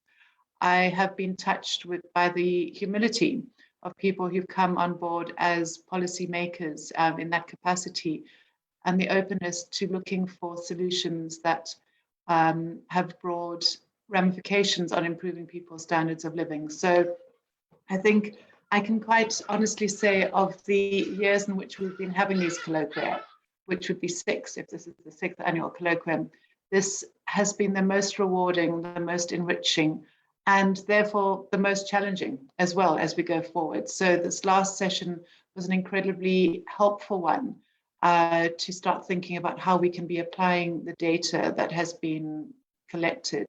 It's clearly the journey continues, if not the struggle as well. And it's good that we'll be meeting with UNICEF tomorrow just to have some discussions about what we can seek to partner, and I think maybe bringing in some of the other line departments would be really important.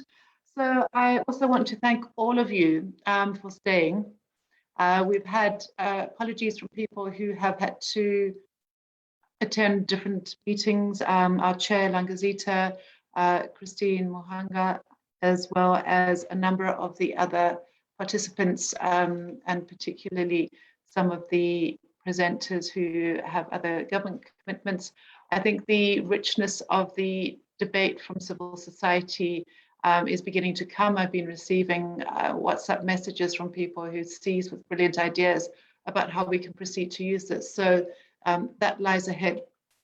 Trenton, thank you very much for mentioning the application of this work to the labour movement. And it's something that we've always been conscious of, is the link between the issues of a decent standard of living and wage setting. And in fact, both Trenton and I are commissioners on the National Minimum Wage Commission, and this morning from our respective constituencies made quite impassioned pleas for the Commission to adopt the national minimum, the decent standard of living as the medium-term goal for a movement from the national minimum wage to a living wage. So This lives and breathes in many different spaces. And I feel convinced that each of you who've been here have been able to see how it can be applied in the spaces that you operate in. So it just comes down to me to thank some very specific people. I would start not as a disruptor of protocol, but I would like to thank my staff who have worked relentlessly on this.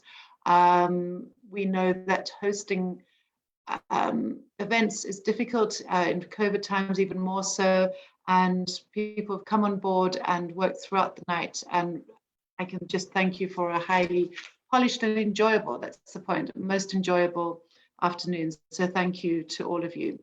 I also want to thank our dignitaries, so both to Christine and to the Minister, thank you so much for your time and sharing your vision as to how from a high level you can see this work going forward and the commitment of your respective institutions to working with the collective. I'd like to thank OCISA for the help that they gave us on the technical front. Thank you very much for that.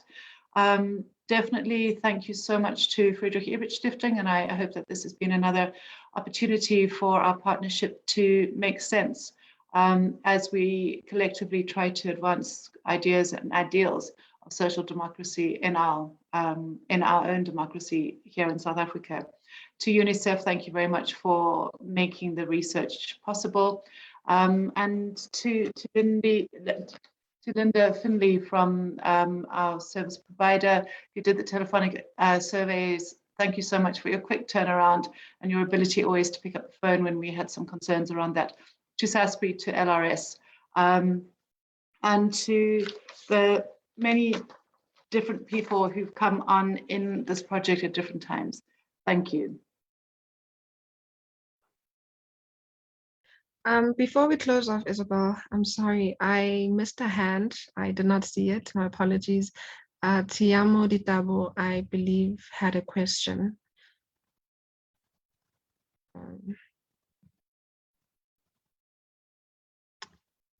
Okay.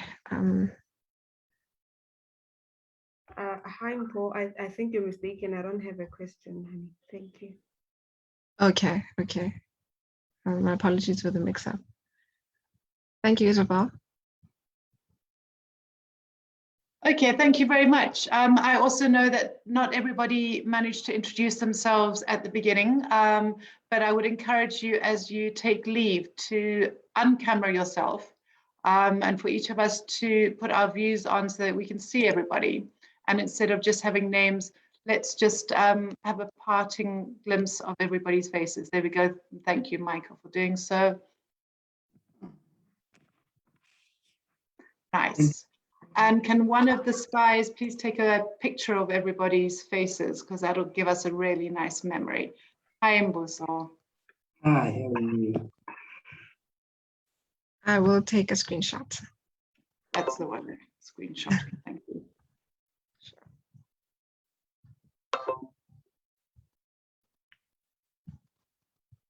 We'll send these to you.